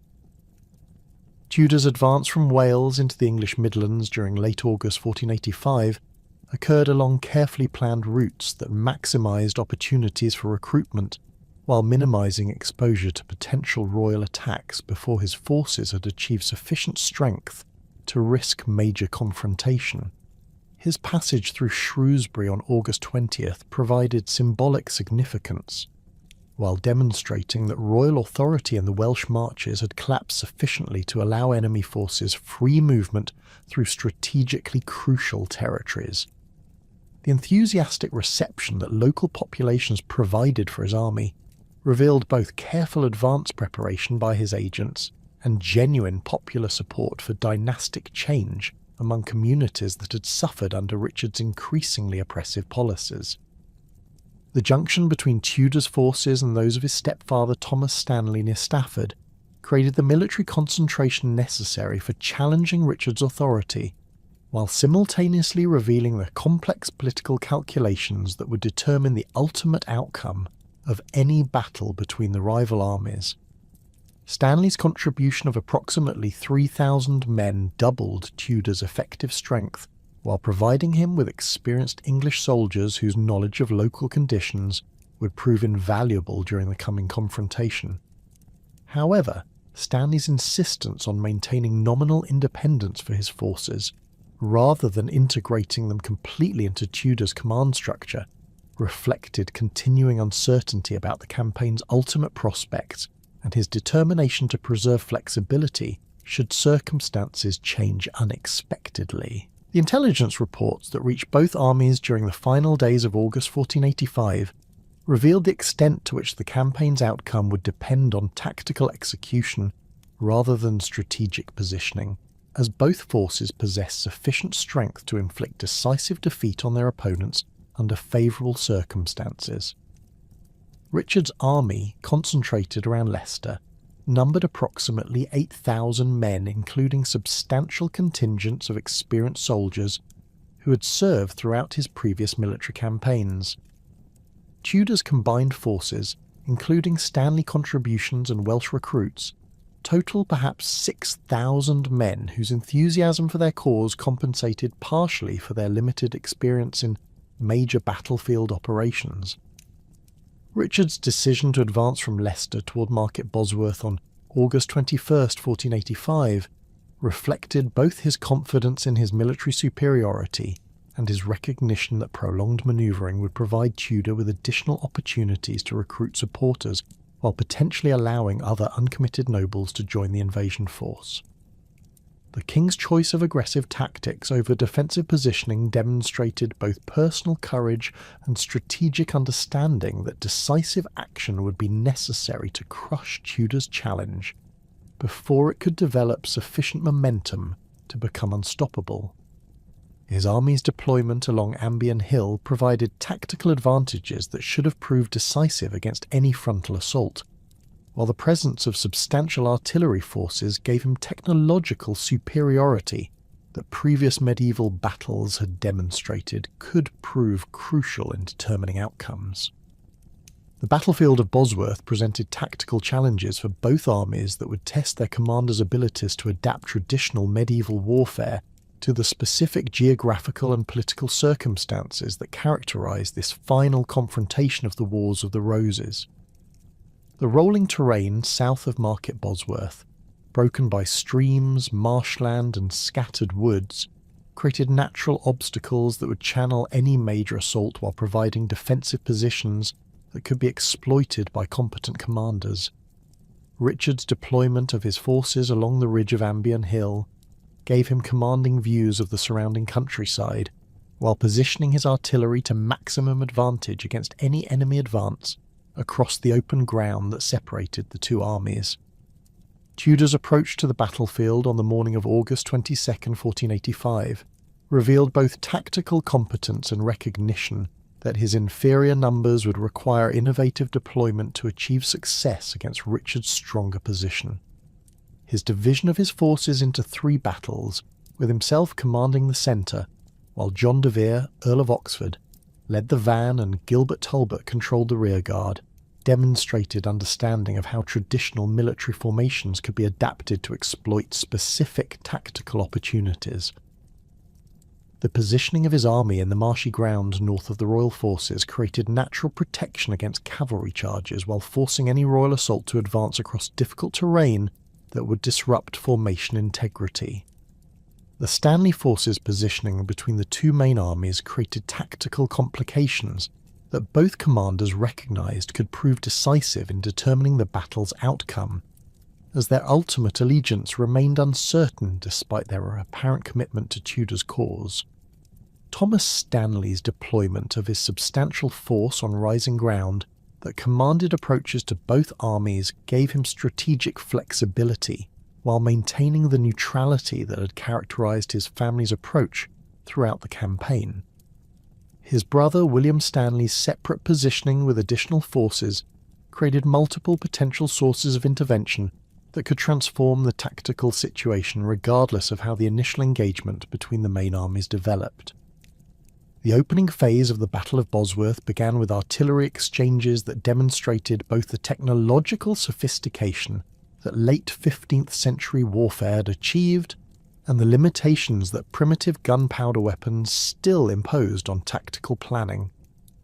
Richard's superior artillery, positioned along Ambion Hill to command the approaches to his position, achieved initial success in disrupting Tudor formations while inflicting casualties that threatened to undermine morale before the main engagement could develop.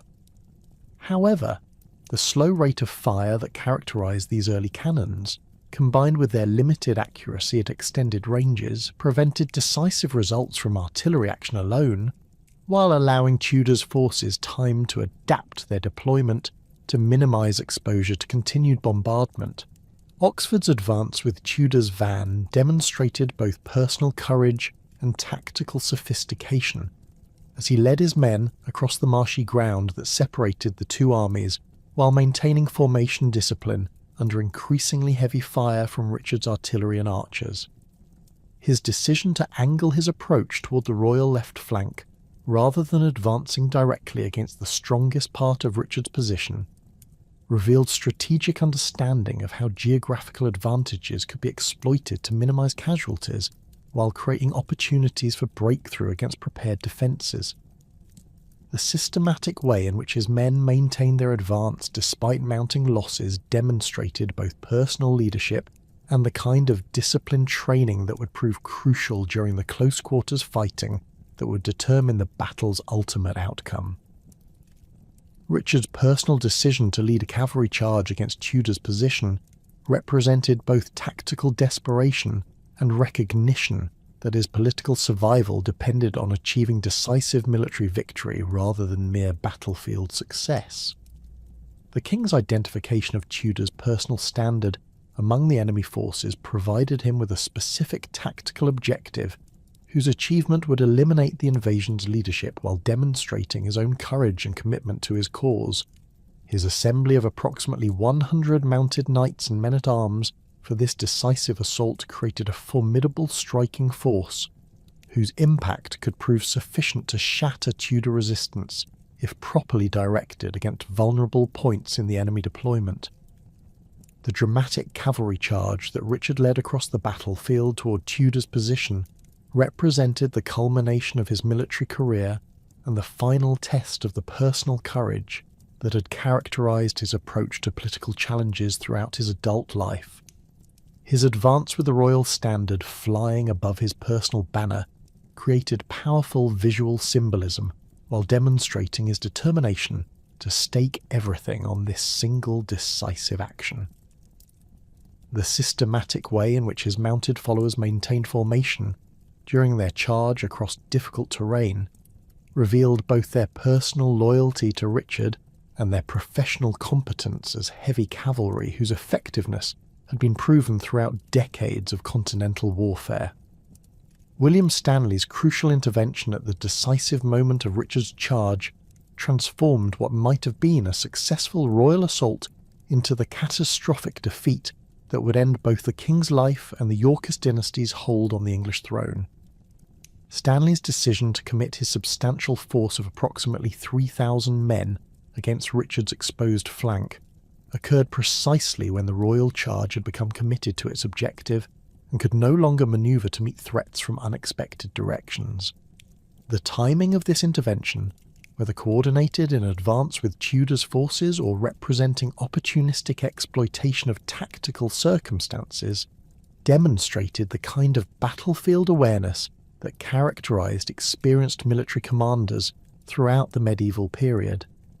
Richard III's death during the confused fighting that followed Stanley's intervention occurred as the king fought desperately to reach Henry Tudor, while surrounded by increasing numbers of enemy soldiers whose determination to eliminate him exceeded any concern for capturing valuable prisoners. Contemporary accounts describe Richard continuing to fight with remarkable courage even after his horse had been killed beneath him and his personal standard had fallen to enemy hands. His final moments, spent wielding his battle axe against overwhelming odds while refusing opportunities to escape the field, demonstrated both personal bravery and recognition that political survival had become impossible regardless of the battle's military outcome. The discovery of Richard's body among the heaps of slain near the centre of the battlefield provided Henry Tudor with tangible proof of his victory, while eliminating any possibility that rumours of the king's survival might sustain continued Yorkist resistance. The systematic stripping of royal regalia from Richard's corpse, including the removal of his crown which was reportedly found in a thorn bush and placed on Tudor's head by Thomas Stanley, created powerful symbolism that emphasised the completeness of the dynastic transition. The treatment of Richard's naked body, transported across a horse's back to Leicester for public display, demonstrated both the victor's determination to prove his death and the breakdown of chivalric conventions that had traditionally governed the treatment of defeated enemies. The immediate aftermath of Bosworth saw Henry Tudor's forces systematically hunting down surviving Yorkist commanders while securing control of the royal baggage train and its valuable contents. The new king's orders regarding the treatment of prisoners revealed both political sophistication and recognition that reconciliation rather than revenge would be necessary for establishing stable authority throughout England. His decision to spare most captured nobles while executing only John Howard, Duke of Norfolk, and a few other die-hard Yorkist supporters demonstrated understanding of how mercy could be used as effectively as terror in consolidating political control over potentially hostile populations. Henry VII's first actions as king demonstrated both the political acumen that would characterise his entire reign and his recognition that legal legitimacy would prove as important as military victory in establishing lasting royal authority. His immediate dating of his reign from August 21st, 1485, the day before Bosworth, created legal fiction that made all who had fought for Richard into traitors rather than loyal subjects defending their rightful king. This manipulation of constitutional chronology provided legal justification for subsequent confiscations, while simultaneously demonstrating the new king's sophisticated understanding of how technical legalities could be exploited for practical political advantage. The systematic rewards that Henry distributed to those who had supported his invasion revealed both gratitude for crucial assistance and calculated efforts to create new networks of obligation that would sustain his authority throughout the challenging early years of his reign. Thomas Stanley's elevation to the earldom of Derby provided appropriate recognition for his family's decisive contribution to Tudor victory, while simultaneously binding them more closely to the new dynasty through increased status and territorial holdings. The careful balance that Henry maintained between rewarding supporters and avoiding the kind of wholesale redistribution that might destabilise existing property relationships demonstrated political maturity that exceeded what might have been expected from such an inexperienced ruler. The new king's immediate march towards London following his victory at Bosworth demonstrated both confidence in his political position and recognition that symbolic gestures would prove crucial for establishing his authority throughout England. His entry into the capital on September 3rd, 1485, orchestrated with appropriate ceremony to emphasise both his military triumph and his legitimate claims to royal authority, provided visual confirmation of the dynastic change while offering opportunities for public demonstrations of support. The enthusiastic reception that London crowds provided for their new king suggested both genuine relief at the end of civil warfare and calculated recognition that cooperation offered better prospects than resistance to the established new order. Henry's coronation at Westminster Abbey on October 30th, 1485, represented the constitutional culmination of his military victory, while providing religious sanction for his authority that transcended mere political calculation.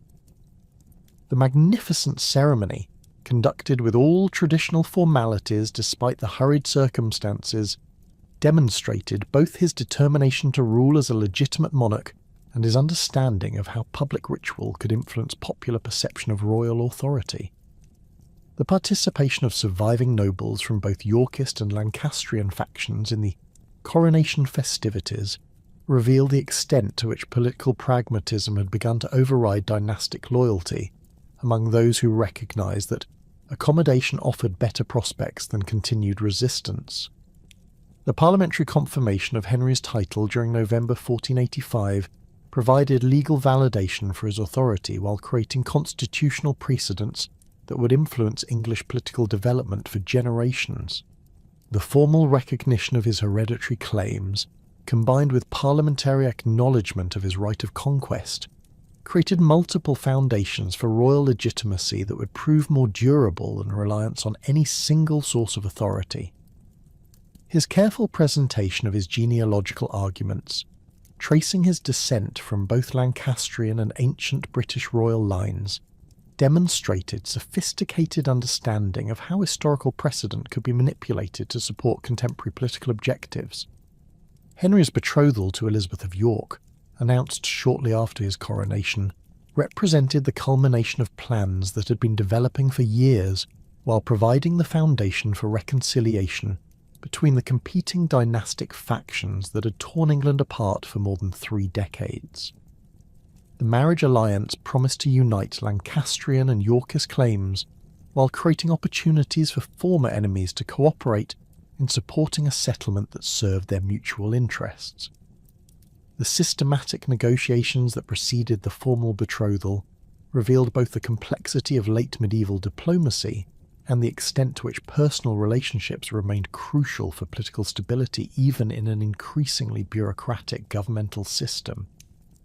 The wedding ceremony that took place at Westminster Abbey on January 18, 1486, represented far more than a personal union between two individuals. It constituted a deliberate political statement designed to heal the wounds that decades of civil warfare had inflicted upon English society.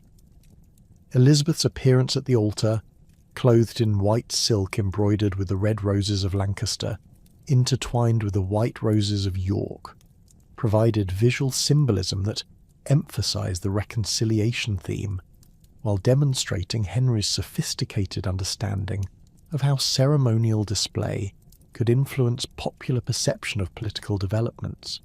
The presence of nobles from both former factions at the wedding festivities revealed the extent to which pragmatic calculation had begun to override historical animosities among those who recognised that continued conflict would serve no constructive purpose.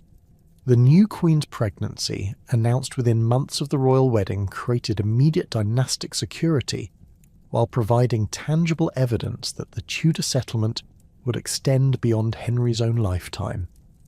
The birth of Prince Arthur at Winchester on September the 20th, 1486, deliberately evoked Arthurian legends while establishing clear succession arrangements that would prevent the kind of disputed inheritance that had precipitated previous civil conflicts. The choice of Winchester as the birth location, rather than the traditional royal residences in London, demonstrated Henry's determination to associate his dynasty with England's most ancient royal traditions, while simultaneously distancing himself from the factional associations that Westminster and the Tower carried from recent political struggles. However, the apparent stability that these dynastic arrangements created masked continuing challenges to Henry's authority that would require systematic elimination through a combination of political skill, administrative competence, and occasional resort to military force. The survival of potential Yorkist claimants, both legitimate and illegitimate, created ongoing sources of opposition that hostile foreign powers could exploit to destabilise English politics whenever their strategic interests required such intervention. Henry's recognition of these persistent threats led to the development of sophisticated intelligence networks and diplomatic initiatives designed to eliminate challenges before they could develop sufficient momentum to threaten his established authority. The first serious test of Henry's security arrangements came with the emergence of Lambert Simnel in 1486, a 10-year-old boy whose handlers claimed he was Edward, Earl of Warwick, the son of George, Duke of Clarence, and therefore the rightful Yorkist heir to the English throne. The conspiracy's sophistication revealed both the persistence of Yorkist sentiment among certain noble circles and the willingness of foreign powers to support English pretenders when such support served their broader strategic objectives. John de la Pole, Earl of Lincoln, emerged as the conspiracy's leader, bringing both legitimate royal lineage and substantial political credibility to what might otherwise have been dismissed as a desperate imposture. Lincoln's motivations for supporting Simnel reflected both personal ambition and genuine conviction that Henry's usurpation had violated legitimate succession principles that required correction through whatever means proved necessary. His position as Richard III's designated heir provided him with arguable claims to royal authority that exceeded those of any other surviving Yorkist, while his escape to Burgundy following Bosworth had preserved his freedom to organise resistance to Tudor rule. The systematic way in which he cultivated support among Irish nobles and continental courts demonstrated both political sophistication and recognition that successful rebellion would require substantial external assistance combined with domestic support from those who remained committed to Yorkist principles. Margaret of Burgundy's decision to support the Simnel conspiracy reflected both personal hatred for Henry VII, whom she blamed for her family's destruction, and calculated recognition that English political instability would advance Burgundian commercial and territorial interests throughout northwestern Europe.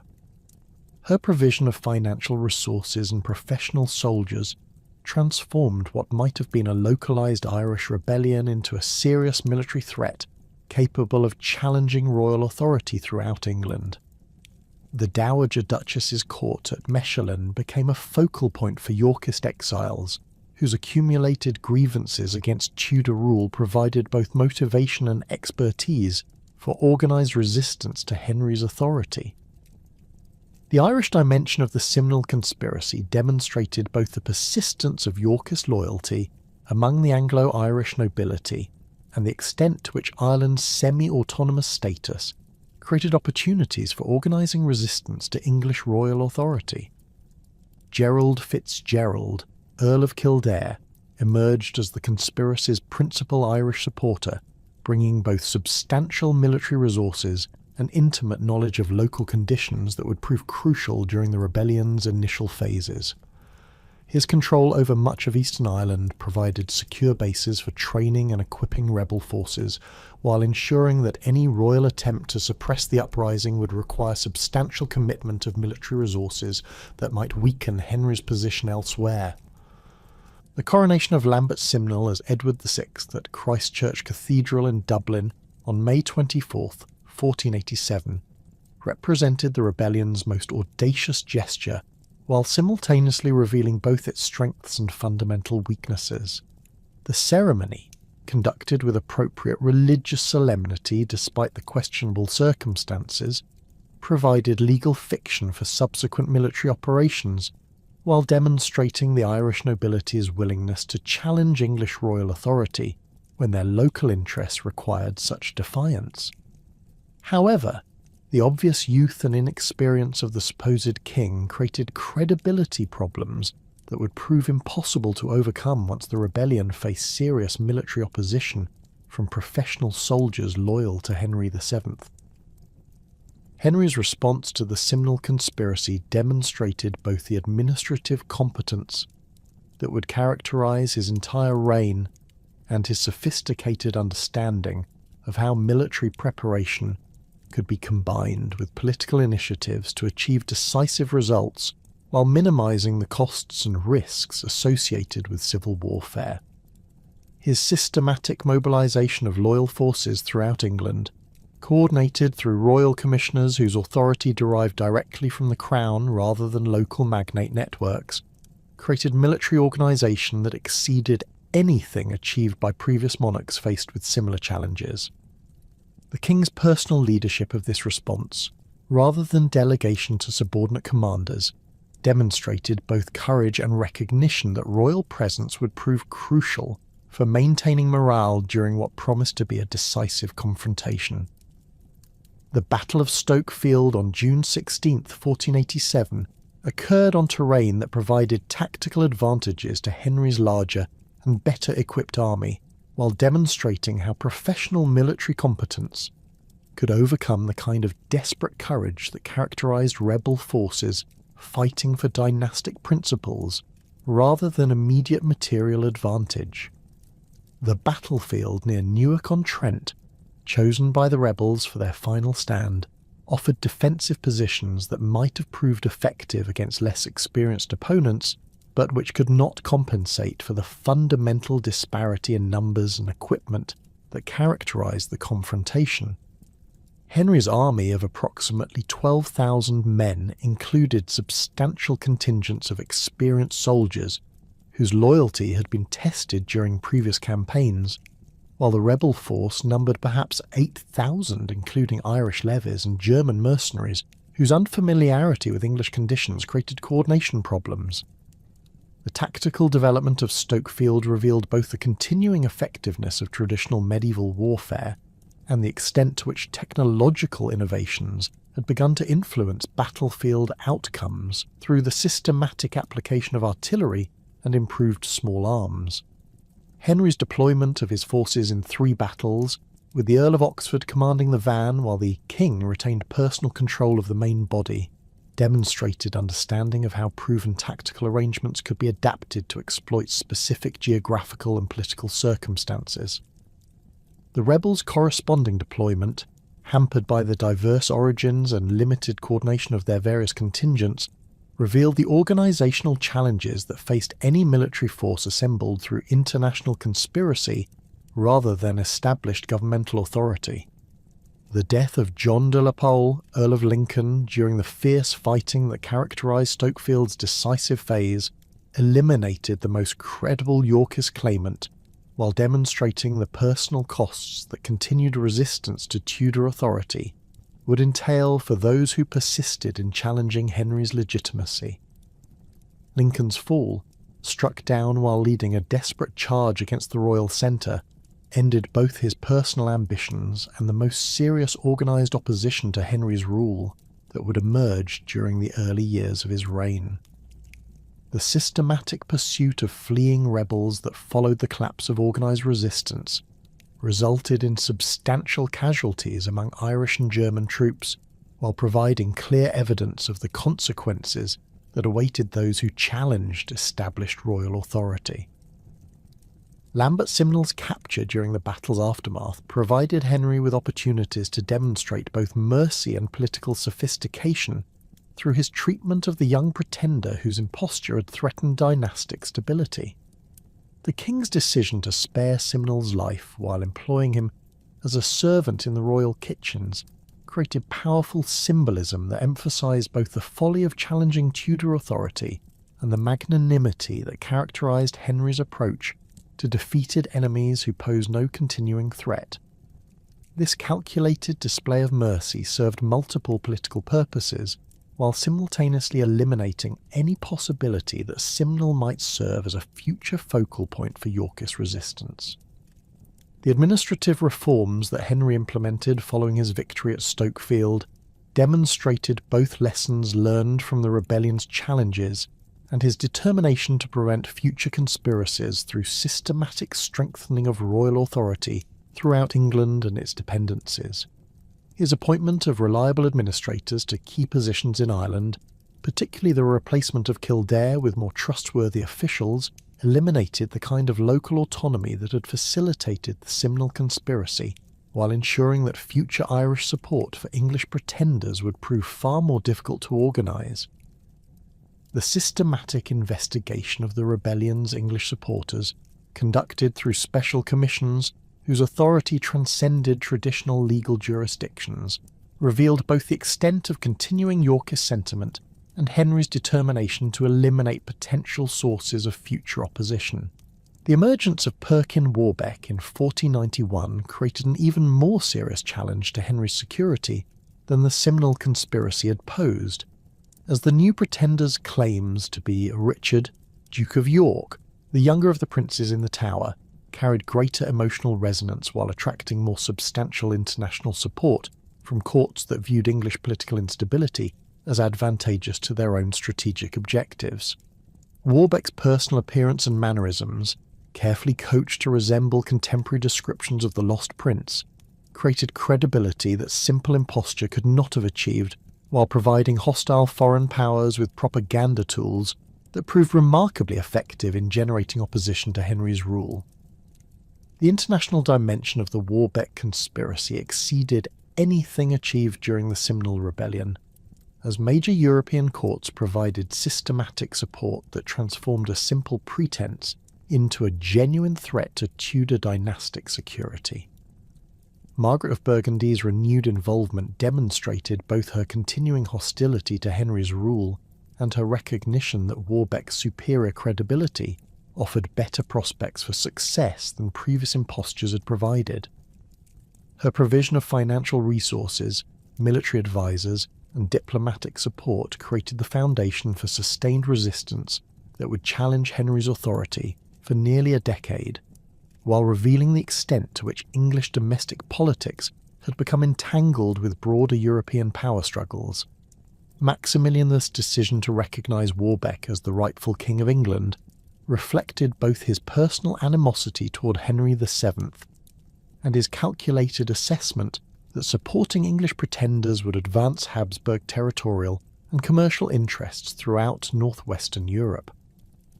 The Holy Roman Emperor's provision of military support and diplomatic recognition transformed Warbeck from a mere pretender into an internationally recognised alternative to Tudor rule, creating legitimacy that would prove far more difficult to counter than simple military opposition. The systematic coordination between Habsburg and Burgundian support for Warbeck revealed sophisticated understanding of how international pressure could be applied to destabilise hostile governments while advancing broader strategic objectives. James IV of Scotland's enthusiastic support for Warbeck's claims created immediate security threats along England's northern border, while demonstrating how traditional Anglo-Scottish hostility could be exploited by those seeking to challenge English royal authority. The Scottish king's provision of military forces and secure bases for Warbeck's operations transformed the pretender's conspiracy from an external threat into a genuine security crisis that required substantial diversion of English military resources from other strategic priorities. The marriage alliance between Warbeck and Lady Catherine Gordon, a member of the Scottish royal family, provided additional legitimacy while creating dynastic connections that would complicate any future settlement of the pretender's claims. Henry's response to the Warbeck conspiracy demonstrated both the administrative competence that had characterised his response to previous challenges and his growing sophistication in combining diplomatic initiatives with military preparations to achieve decisive results while minimising the costs and risks associated with prolonged conflict.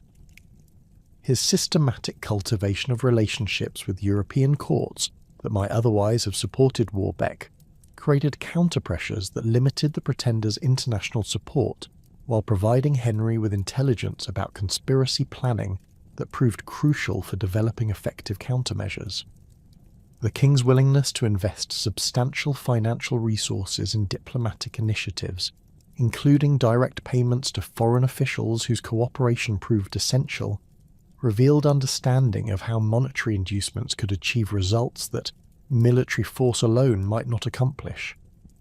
The Siege of Exeter in September 1497 represented Warbeck's most serious attempt to establish himself on English soil, while simultaneously demonstrating the limitations of his support among English populations who had experienced the benefits of Tudor administrative competence and economic prosperity. The pretender's small army, numbering perhaps 8,000 men including Cornish rebels and foreign mercenaries, achieved initial success in capturing several Devon towns, but proved incapable of sustaining prolonged siege operations against well-fortified positions defended by professional soldiers loyal to Henry VII. The systematic coordination between local resistance and royal relief forces revealed both the effectiveness of Henry's administrative arrangements and the extent to which provincial populations had accepted Tudor authority as legitimate and beneficial to their interests. Warbeck's surrender at Beaulieu Abbey on October 5, 1497, marked the effective end of serious Yorkist resistance to Tudor rule, while providing Henry with opportunities to demonstrate both the futility of challenging established authority and the benefits that submission could provide to those who recognised political reality. The pretender's public confession of his imposture, conducted with appropriate ceremony to maximise its propaganda value, eliminated any remaining credibility that his claims might have possessed, while providing powerful evidence of the consequences that awaited those who persisted in challenging royal legitimacy. Henry's initial decision to spare Warbeck's life while maintaining him under house arrest demonstrated both mercy and political calculation about the advantages that living proof of the conspiracy's falseness could provide. The execution of Perkin Warbeck and Edward, Earl of Warwick, in November 1499 eliminated the last significant alternative sources of royal legitimacy, while demonstrating Henry's recognition that complete security would require the systematic removal of all potential focal points for future opposition. The circumstances surrounding these executions, following Warbeck's alleged attempt to escape from the Tower of London in company with the genuine Earl of Warwick, provided legal justification for eliminating threats that had persisted throughout Henry's reign.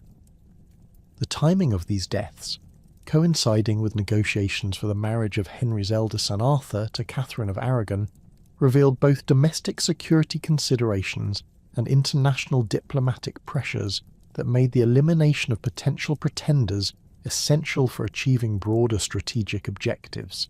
The administrative innovations that Henry VII implemented throughout his reign demonstrated both personal competence and systematic learning from the challenges that had confronted English royal government throughout the preceding century of political instability. His development of the council learned in the law created new mechanisms for enforcing royal authority that transcended traditional legal jurisdictions, while providing the Crown with unprecedented ability to investigate and punish those whose activities threatened governmental stability. The systematic use of bonds and recognizances to ensure noble loyalty transformed traditional feudal relationships into contractual arrangements that provided the Crown with both legal remedies and financial compensation when such arrangements were violated. The financial policies that characterized Henry's reign reflected both lessons learned from previous royal bankruptcies and sophisticated understanding of how governmental solvency could provide the foundation for political stability that had been absent from English politics for generations.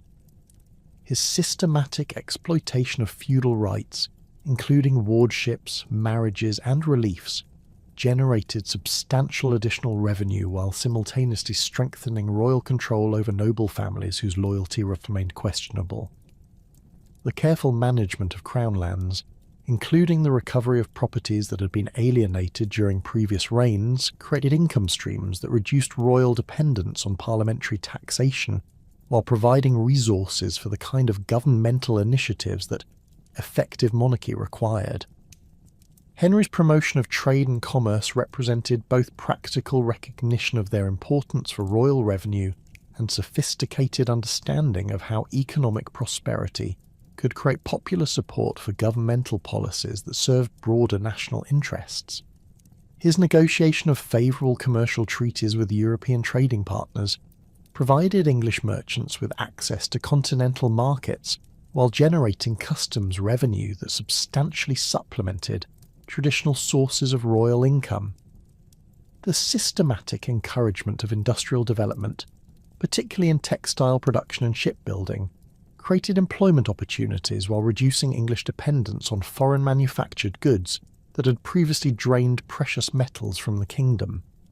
The judicial reforms that Henry implemented demonstrated both personal commitment to effective law enforcement and recognition that royal authority would ultimately depend on the Crown's ability to provide justice that served the interests of all social classes rather than merely privileging aristocratic preferences.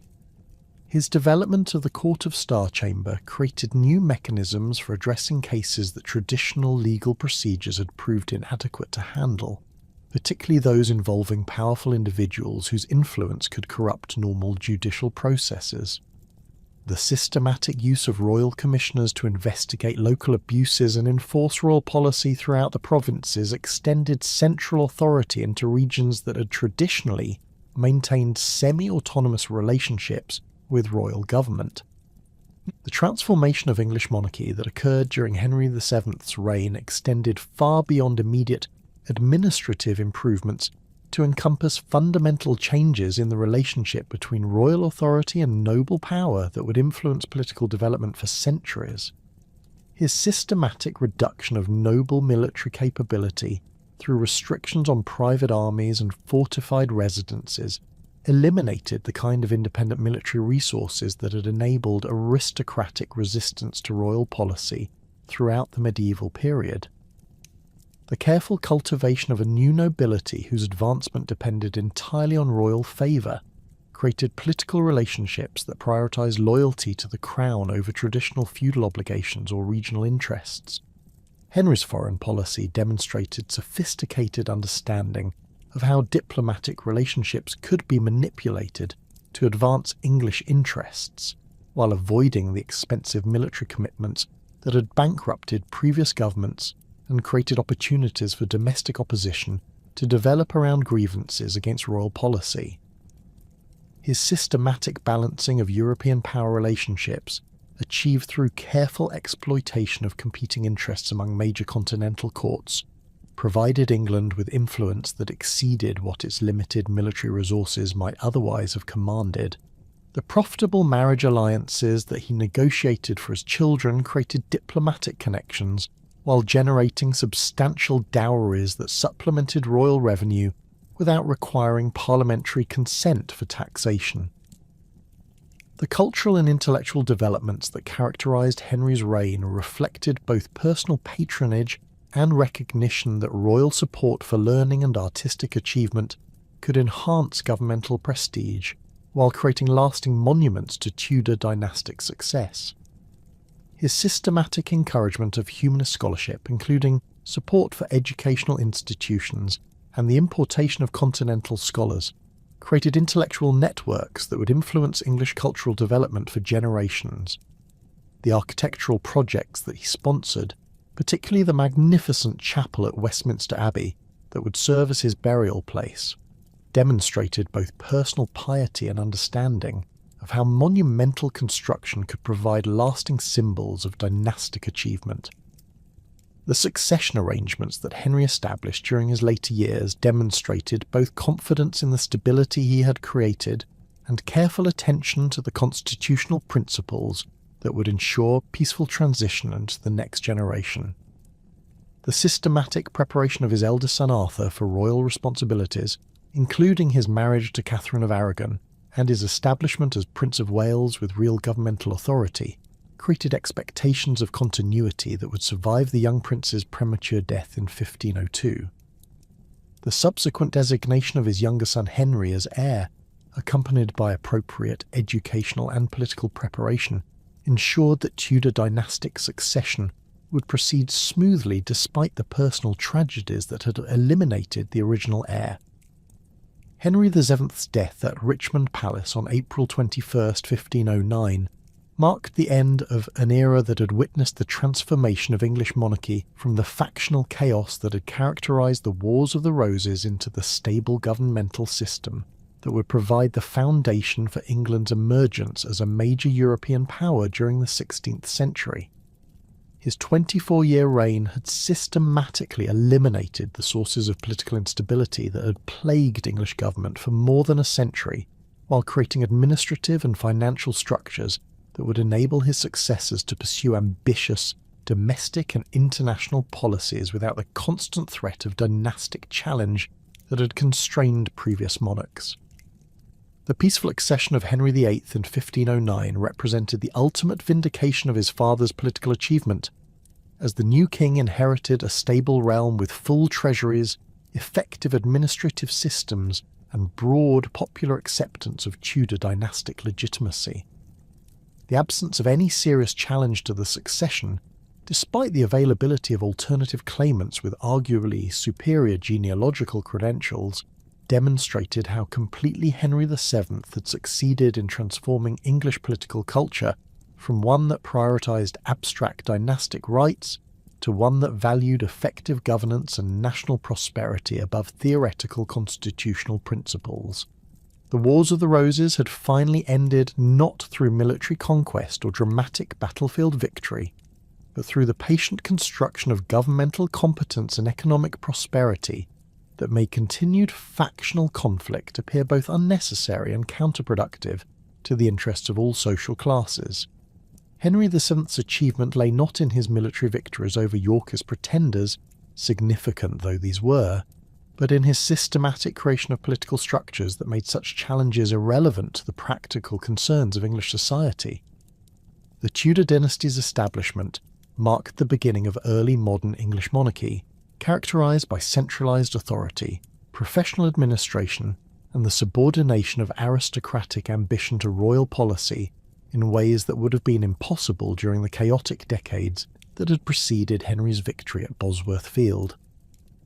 The transformation that England experienced during Henry VII's reign represented the final resolution of the constitutional and dynastic questions that had precipitated more than 30 years of intermittent civil warfare, creating the stable foundation upon which his successors would build England's emergence as a major European and eventually global power.